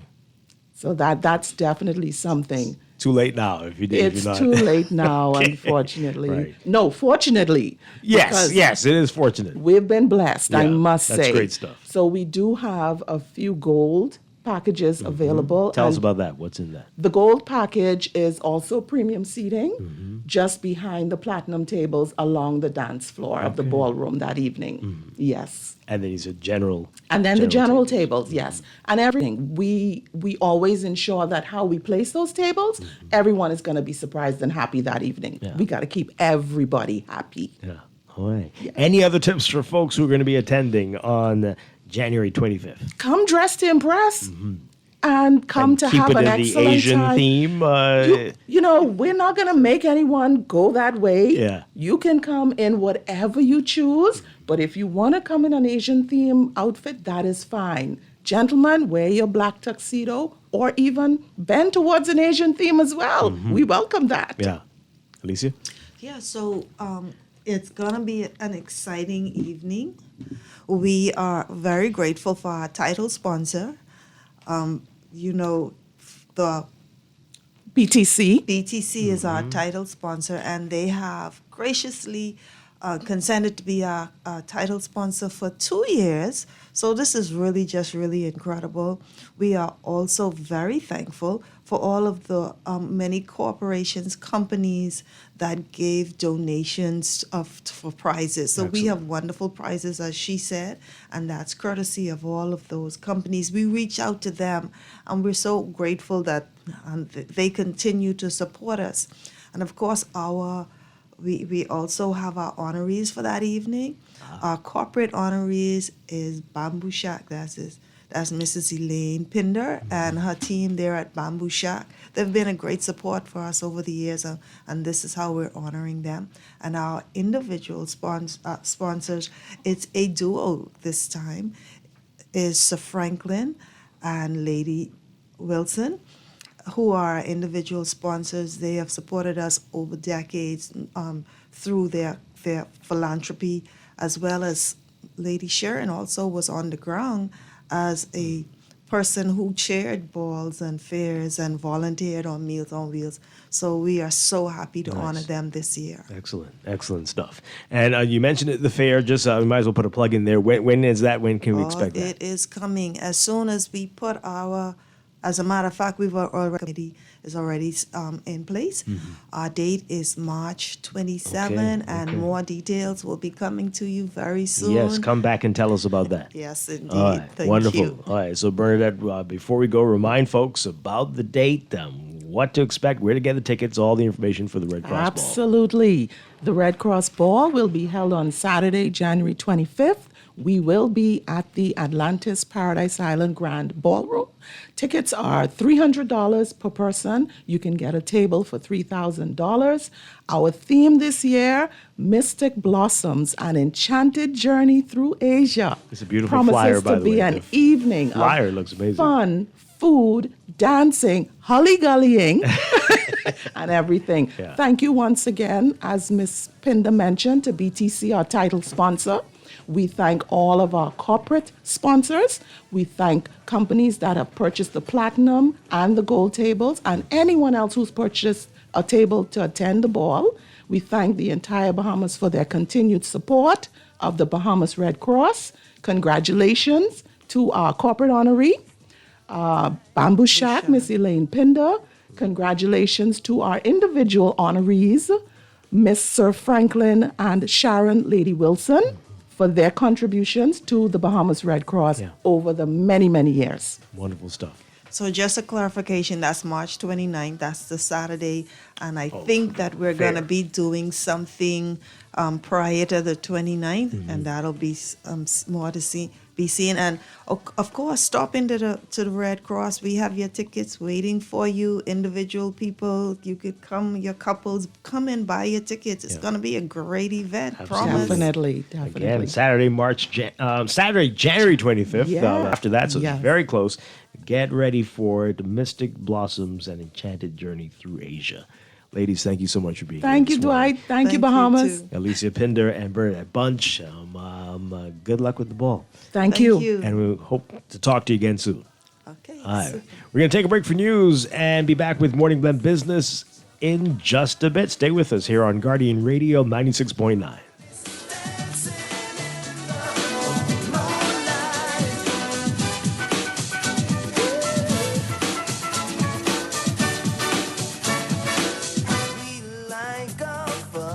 This is Guardian Radio 96.9 FM, streaming on GuardianTalkRadio.com and the Guardian Radio app, Nassau, Bahamas. The views and opinions of the hosts and guests are their own and do not necessarily reflect the views of the management and staff of Guardian Radio. Wake up, it's a new day. Wake up, it's a new day.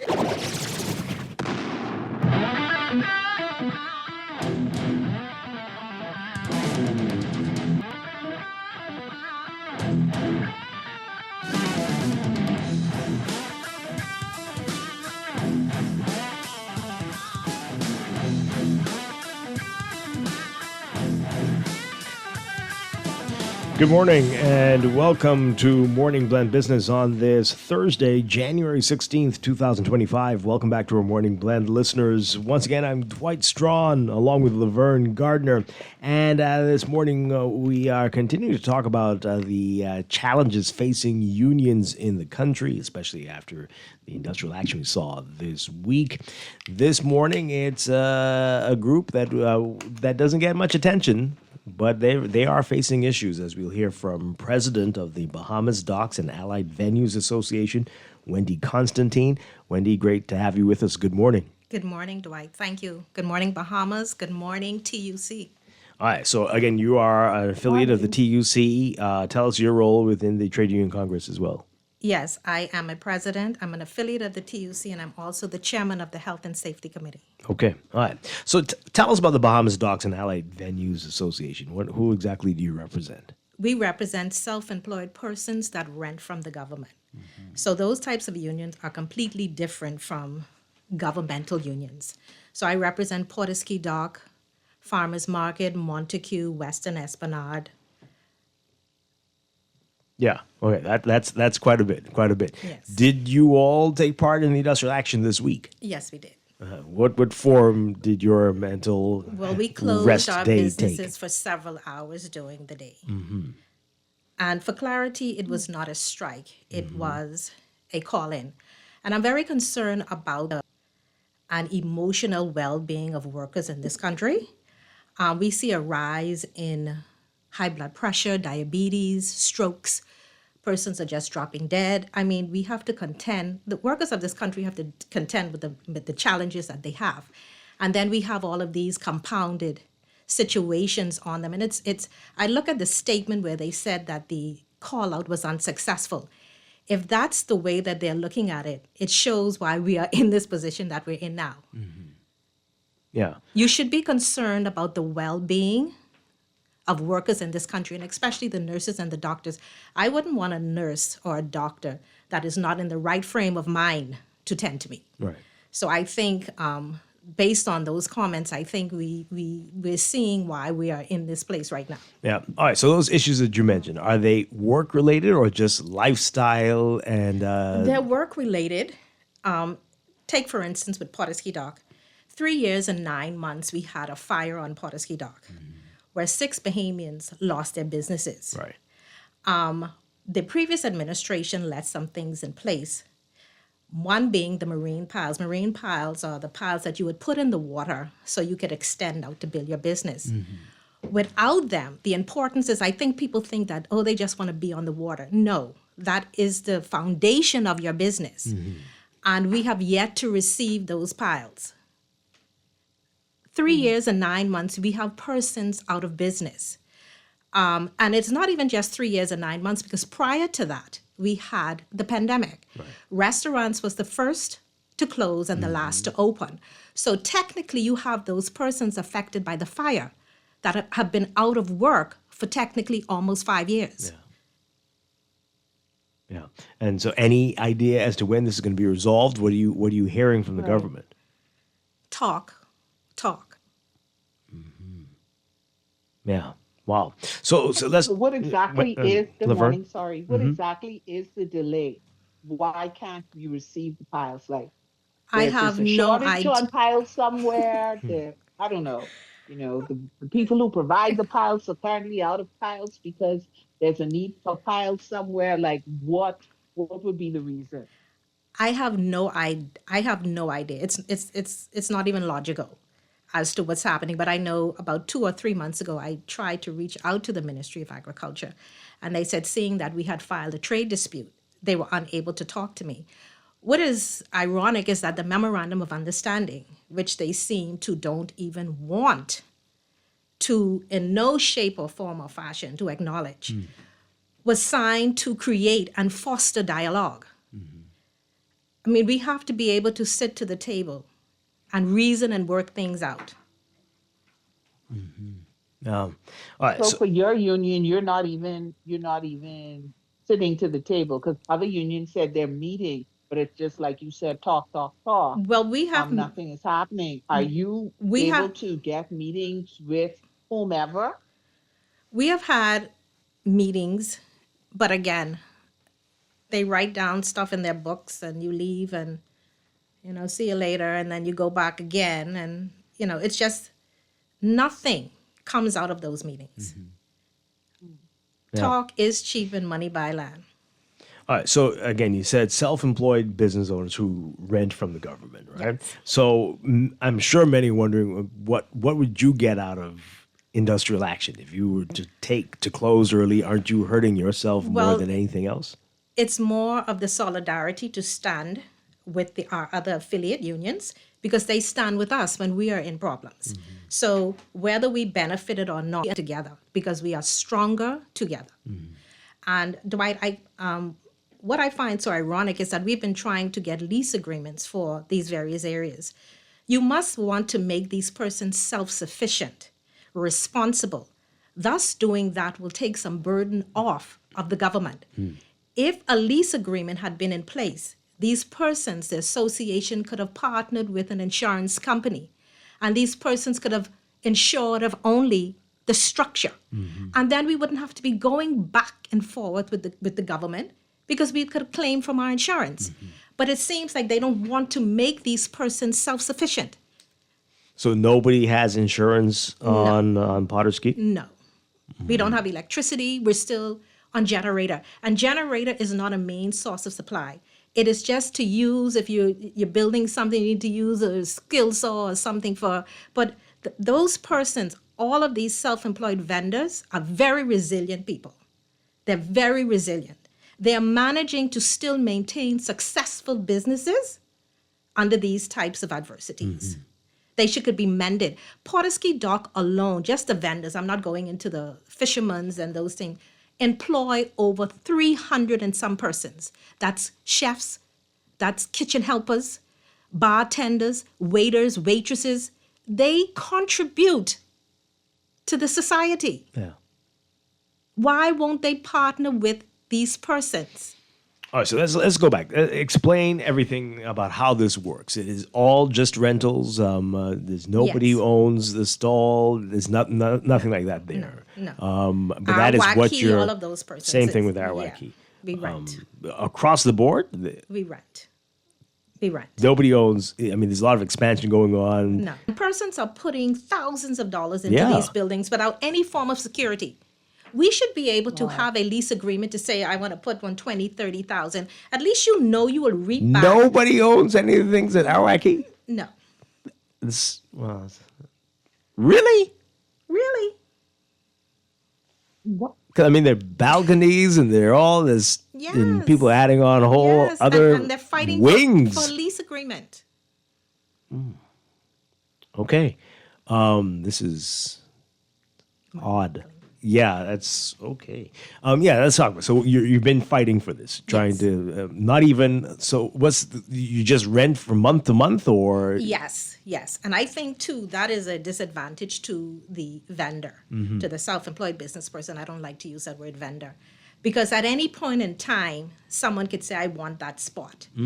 And Dwight, listen, we all could be a part of an organization, but my motive operandi don't have to be the same as yours. And what is happening, and I don't understand why all of a sudden they look at the unions as the enemy. We are the friends. We know, I can't come in here and tell you how to do this. I don't even know what these things are. We know, we work with these people. Immigration president is an immigration officer. We go in and we work. We know the ins and outs of these businesses, but we're not even respected enough for you to sit to the table and say, let's how we could make this better. Not just for the business owners, but for the government itself. And also, a successful business should not determine your last name. Those persons are entitled to have a business where they could have internet, where it could be successful. We have bakers out there. We have sushi chefs out there. You would be surprised to know the type of businesses that can try if given the opportunity. Right. Wow, that's a big one there. And when you present the idea of at least a year or something, I mean, what's the reaction you get from that? Nothing. Not even a promise that we will consider it or look into it? No. This is not what the government... I mean, It seems not to be. Okay, But the previous administration was any different? No, not when it came to lease agreements. And let me say this. It could just be the management and the ministers. I won't put this all on the PM because it could be things he is quite unaware of. Right. But I know there's incidents where we have presented a lease to him as well, and we were unsuccessful. I mean, we should, most of these persons, especially Porterski Dock, is family-owned businesses. So those 6 fire victims have no support system because you have mother and father, sister and brothers. I can't even come to you and say, hey, you can pay my cable bill for me or something. Nobody's working. But why shouldn't successful business owners emerge out of Porterski Dock? Why it should only be for the certain caliber of people, a certain set of people? Wow. Okay, we're talking with Wendy Constantine, the president of the Bahamas Docks and Allied Venues Association, an affiliate of the TUC. What are some of the other concerns before we get to the calls and the text messages that you have? Yeah, like I said, as chairman of the Health and Safety Committee, I'm really concerned about the health of workers in this country. We're hearing a lot don't have insurance. A lot don't have insurance. And just even take, for instance, the 2 they had to call in. It seems like the reasoning for calling in is irrelevant. People are not in a good frame of mind. And if you're not in a good place, emotionally, mentally, physically, how can you function? Why isn't that being addressed? I mean, I'm concerned about that. Yeah. Every day somebody has sick, I just was diagnosed with high blood pressure. Never thought that would have happened. Wow. It's a lot. Presidents have a lot on their plate, and they have their own responsibilities, their own families. And then they've been voted in by people who trust them to represent them to the best of their ability. And ministers must understand, our members went to a secret ballot box as the constituents went to a secret ballot box for them. Yeah. How many people are you representing in your union, in your association? Over 300. Wow. Okay. Boy, we've got a lot of calls, and we have more questions for you, and the text line as well. You can text us 422-4796. Give us a call, 323-6232, 325-4316, 325-4259. You can call us toll free, 242-300-5720. Do you represent folks on the Family Islands, or not as yet? Not as yet. No, okay. We're talking with Wendy Constantine of the Bahamas Docks and Allied Venues Association. Good morning, caller. You are on the air. Good morning, Dwight. Hi. And good morning again to Miss Wendy Constantine. And Laverne still here? Is a special, and Laverne. Yeah, well, Laverne, I got her back. Miss Constantine, how are you? I am well. And yourself? I am excited to hear that you are still in the for you alone. This is Marvin Johnson. Hi. 30-year shop steward, chief shop steward at BCPOU. Oh, one of my colleagues, old colleagues. So good to hear your voice. Miss Constantine, I must leave my number so we can contact one another, man. Definitely. This can't be happening but two. But Miss Constantine and Dwight, I will tell you what I know in terms of the challenges at Porterski Dock and thereabouts.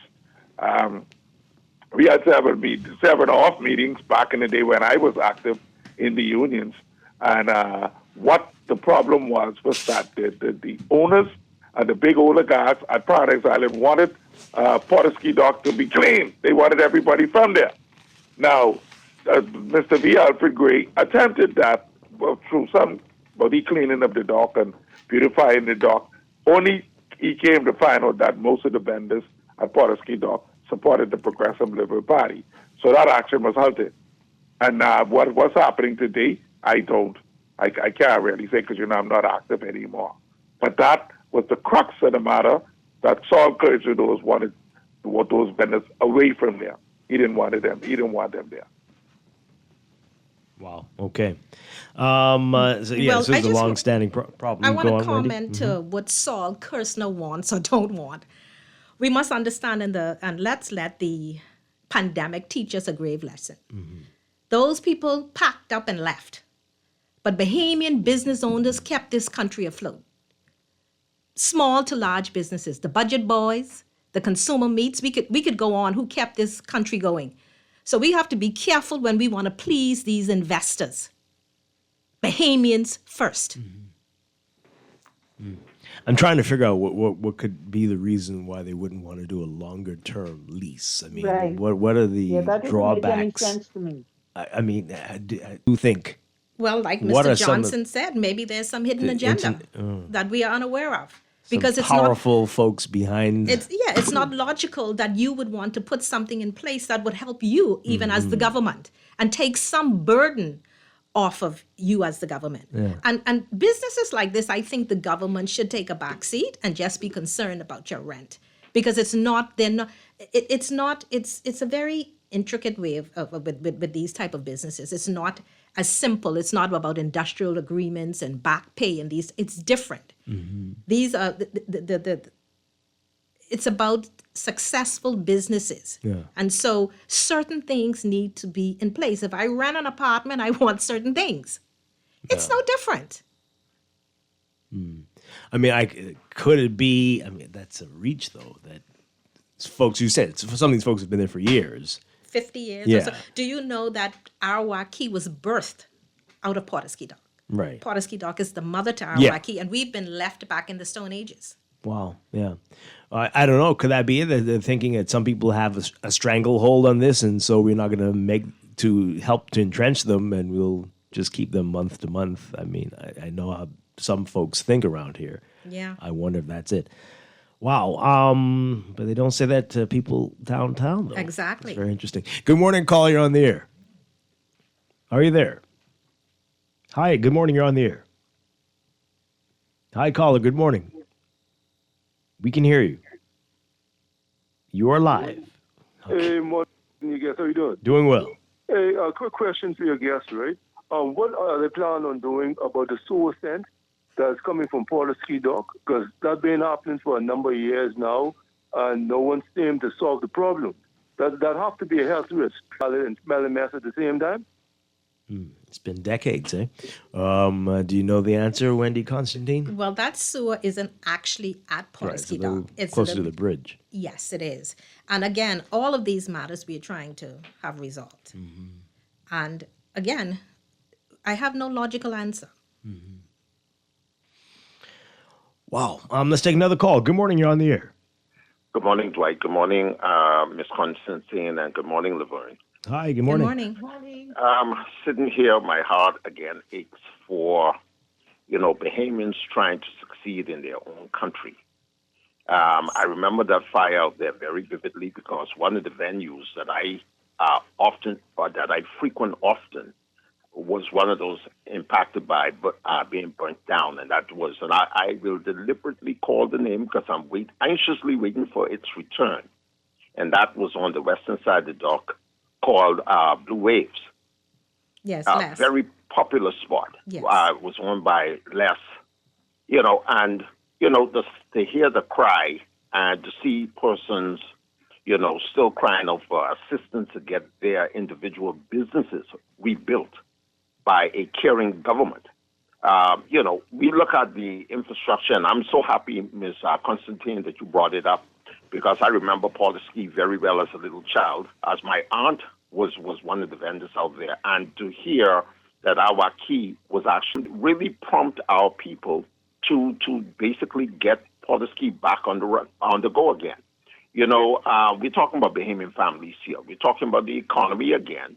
And the economy, anyone in their right mind knows that the economy is driven by the average citizen, taxpaying citizen here who on a daily basis, use their resources to just survive in this country. I mean, Yes.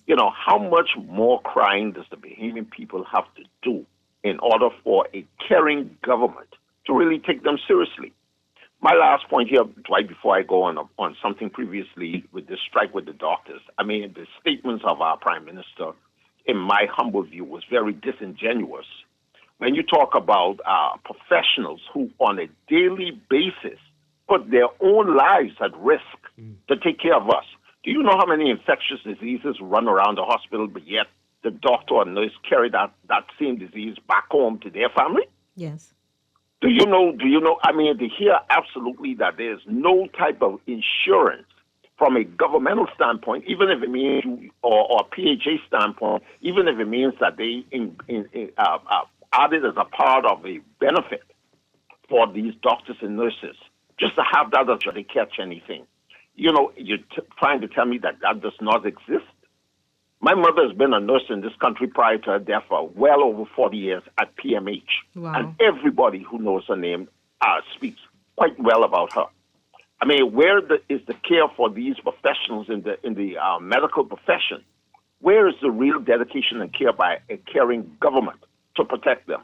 But I won't say any more, Dwight, because right now my heart is really aching.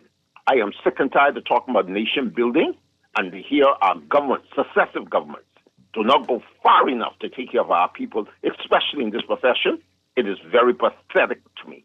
Okay? But thanks for taking my call this morning. I will continue to listen. And Ms. Constantine, continue the battle for those workers because they really need fighters to fight for them going forward. Yeah. Thanks for taking my call. All right, so I hate to make you repeat this, Wendy, but I'm trying to understand this. So if I have a stall at Arawak, been there for 15 years. It's gone from 1 story to 3 and got balconies. I'm paying rent month to month. Yes. And someone could decide, yes, you got to go. Yes, and You're that's outta happening. here. That's happening on a regular basis. On a regular basis, Dwight. Despite all the floors I've added and wraparound, panoramic balcony look, On Portuguese, that yes. does. Yes. On Portuguese Dock, if you go to the 4-way stop and you turn left, you would notice that all of those stands are gone. It is happening on a daily basis.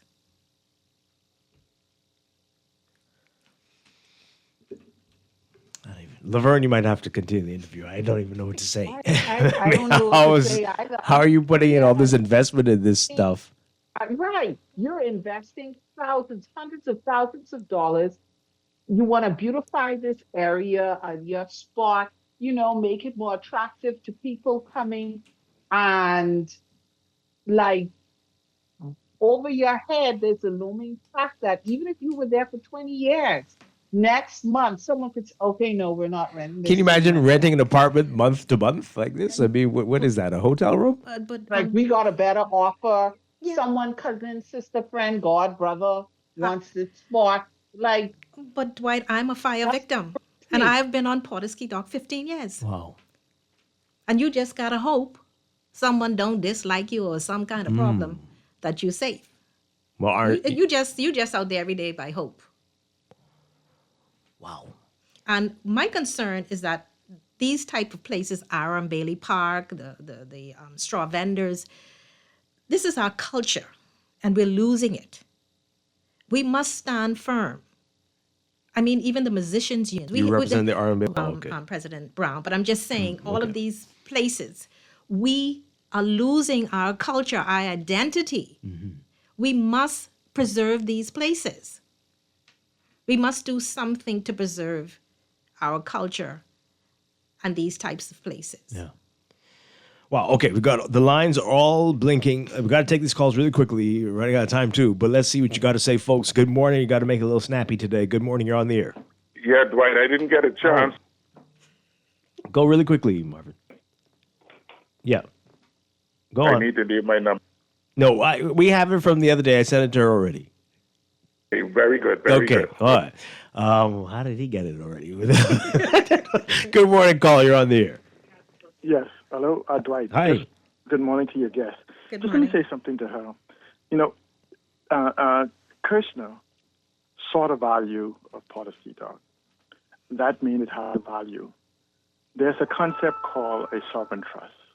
In the same way they did the container port and they did you can do the same thing also and raise the necessary funding in an agreement with government for rehabbing the whole area, including the seabed lease and everything else.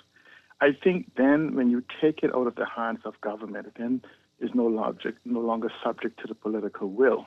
Yes. So my recommendation to you, and Dwight will give you my number, I'll be happy to work with you towards this, because there are tools now, today, in the same way they raise their hundreds of millions of dollars, you can raise even your $1, 2, 3, 4, $10 million. But because all it requires is a plan to show what has to be done. And there's 3 points there what you have to prove, just these 3 points.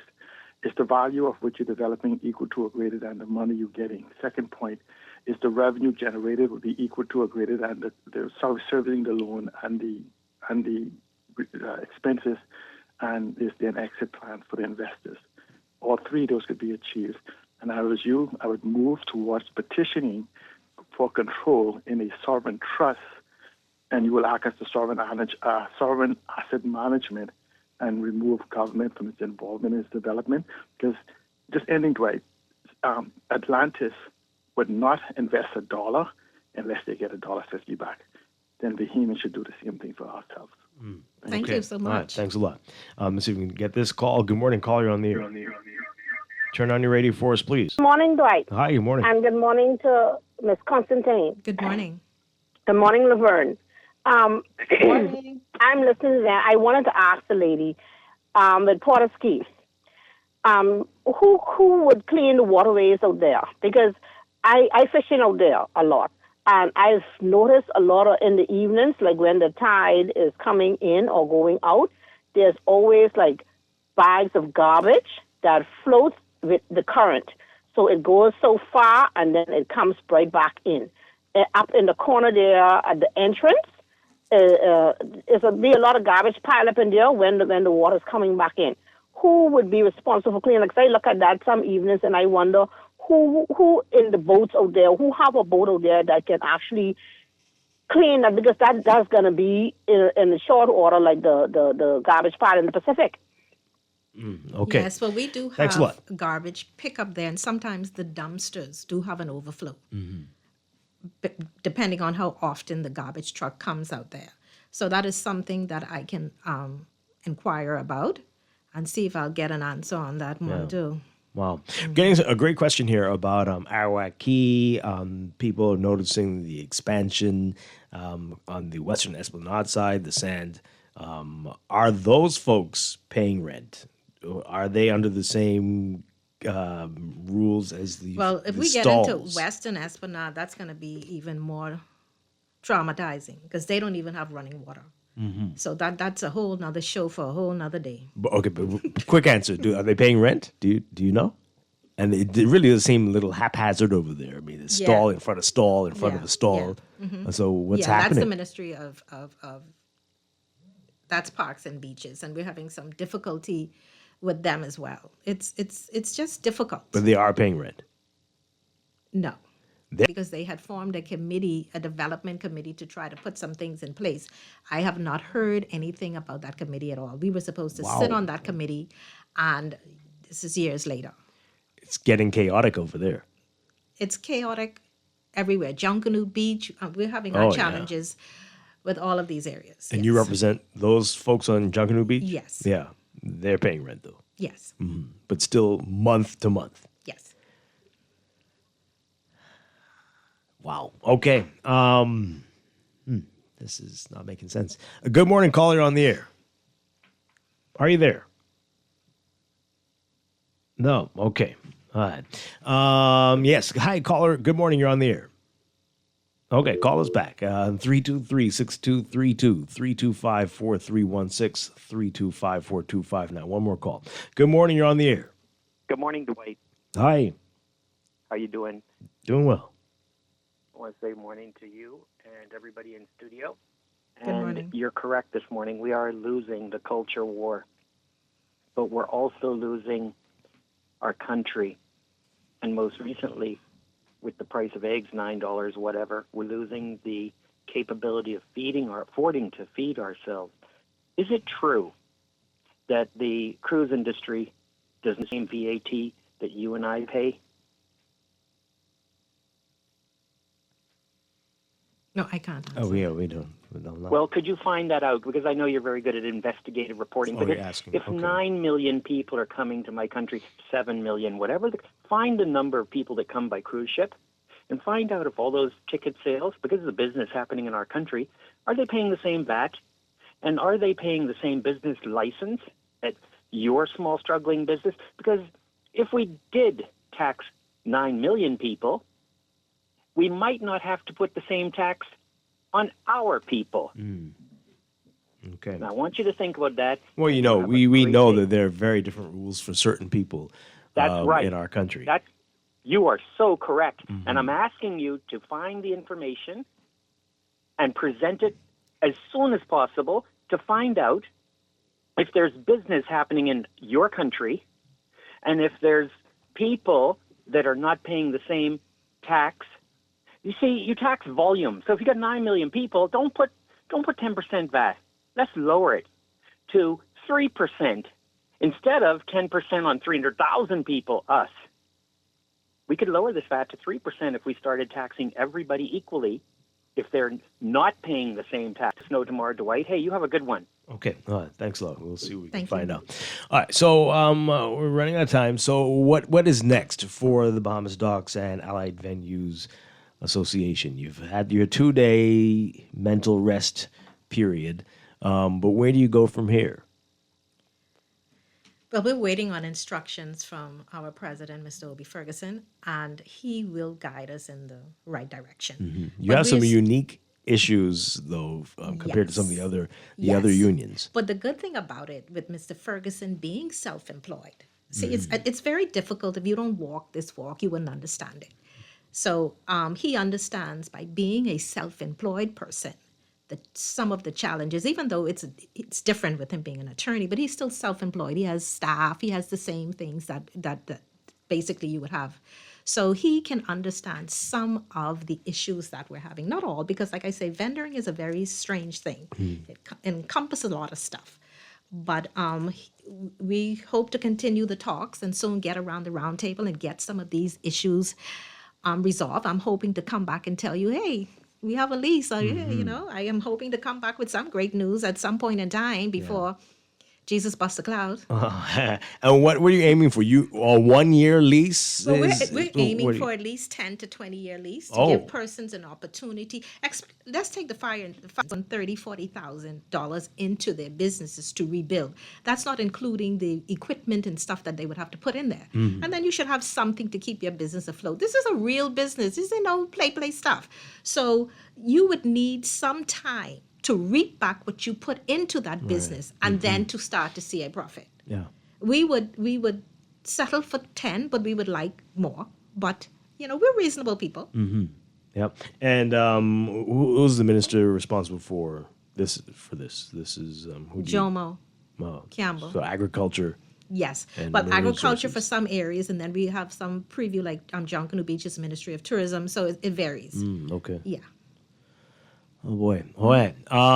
Good luck. Thank Good luck to you. Thank you for bringing this to light. I think a lot of us did not know what exactly has been going on here. This is eye-opening for sure. Keep us posted. I will. And wishing you all the best. Thank you Thank for you so being here, much. Wendy Constantine, the president of the Bahamas Docks and Allied Venues Association. Again, an affiliate of the Trade Union Congress. Looking forward to hearing from you soon. All right, we're going to take a break, and I'll be back with our final few minutes of Morning Blend Business on this Thursday morning in just a bit. Stay with us.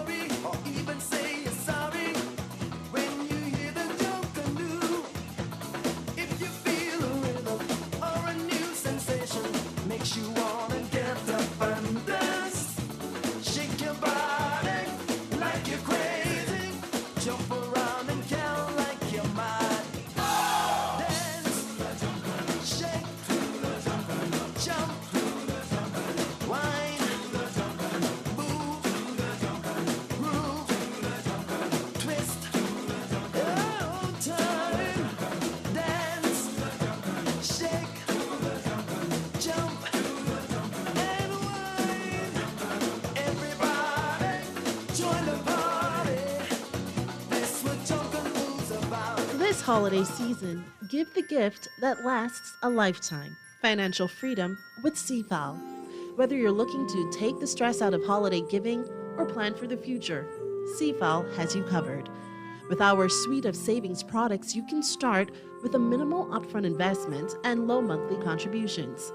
Get a jump start with 2025 financial goals with CFAL Savings Express, or give the little ones a head start with the CFAL Education Plan. You can also secure your own future with the CFAL Blue Marlin Retirement Plan. This holiday season, make your gift count with CFAL, where small savings lead to brighter futures. Visit CFAL.com today to start building wealth so you can live well. Happy holidays from all of us at CFAL. It's time to upgrade the way you enjoy at-home entertainment. Alive Fiber is here. Enjoy all your favorite channels and streaming apps, all at lightning-fast internet speeds with affordable bundles, and it's only a click away. Visit www.alivefiber.com to sign up now. Stay connected, live your life. It's good to be alive.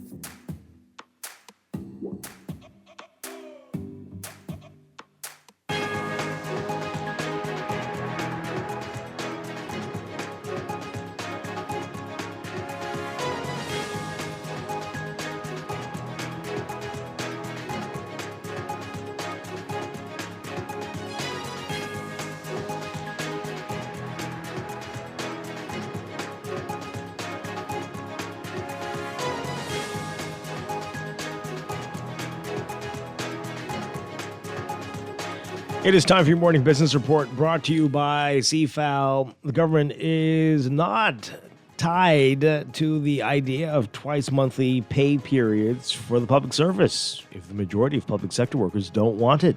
That's according to Minister of Economic Affairs Michael Halkitis. He says that it can be shelved if people don't want it. Halkitis says government officials are talking to those who would be affected by the move to see if it is something they want to have done, as it will affect how they interact with their salaries moving forward. You can read more about that in today's Guardian business section.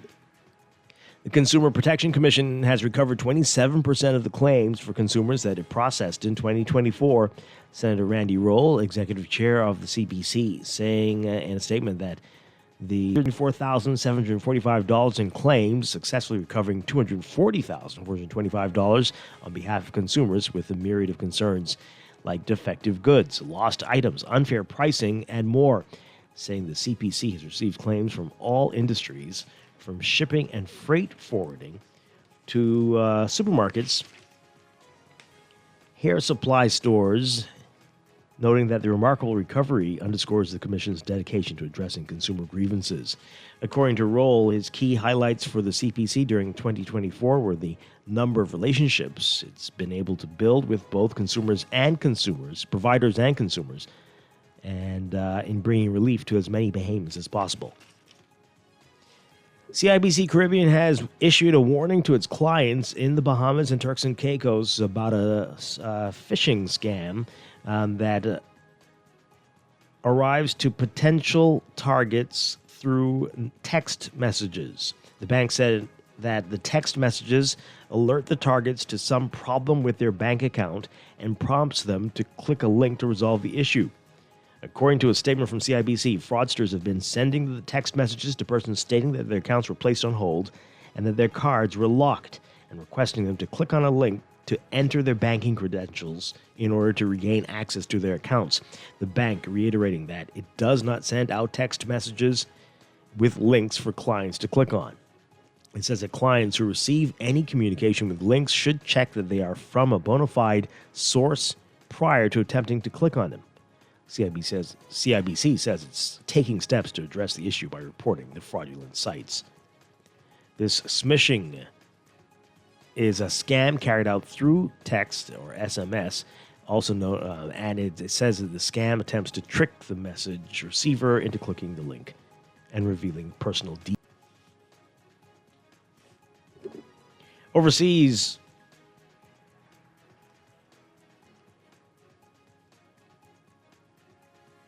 Americans stepped up their spending at retail stores and restaurants last month in a clear sign that consumers are still able and willing to shop Retail sales rose 0.4% in December from the previous month, according to the Commerce Department, saying today that the numbers though down from November's upwardly revised 0.8% gain. The figure suggests that even as many Americans are struggling with higher prices and elevated interest rates, a low unemployment rate and rising wages are encouraging millions of consumers to spend, bolstering economic growth.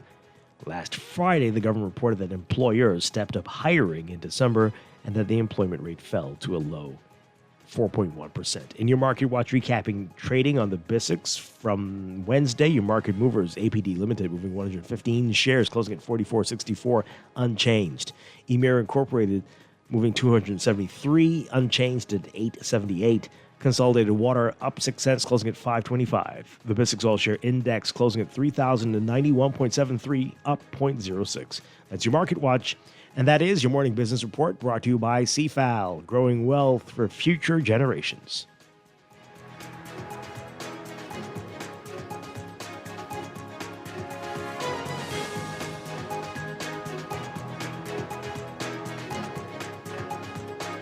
Laverne Gardner, thank you very much for being here today. Always a pleasure. I'll talk with you again next week, if not sooner. And I'll be back tomorrow morning. Next week. Yeah. Okay. All right. I'll be back tomorrow morning with more Morning Blend or Morning Business. Whoa.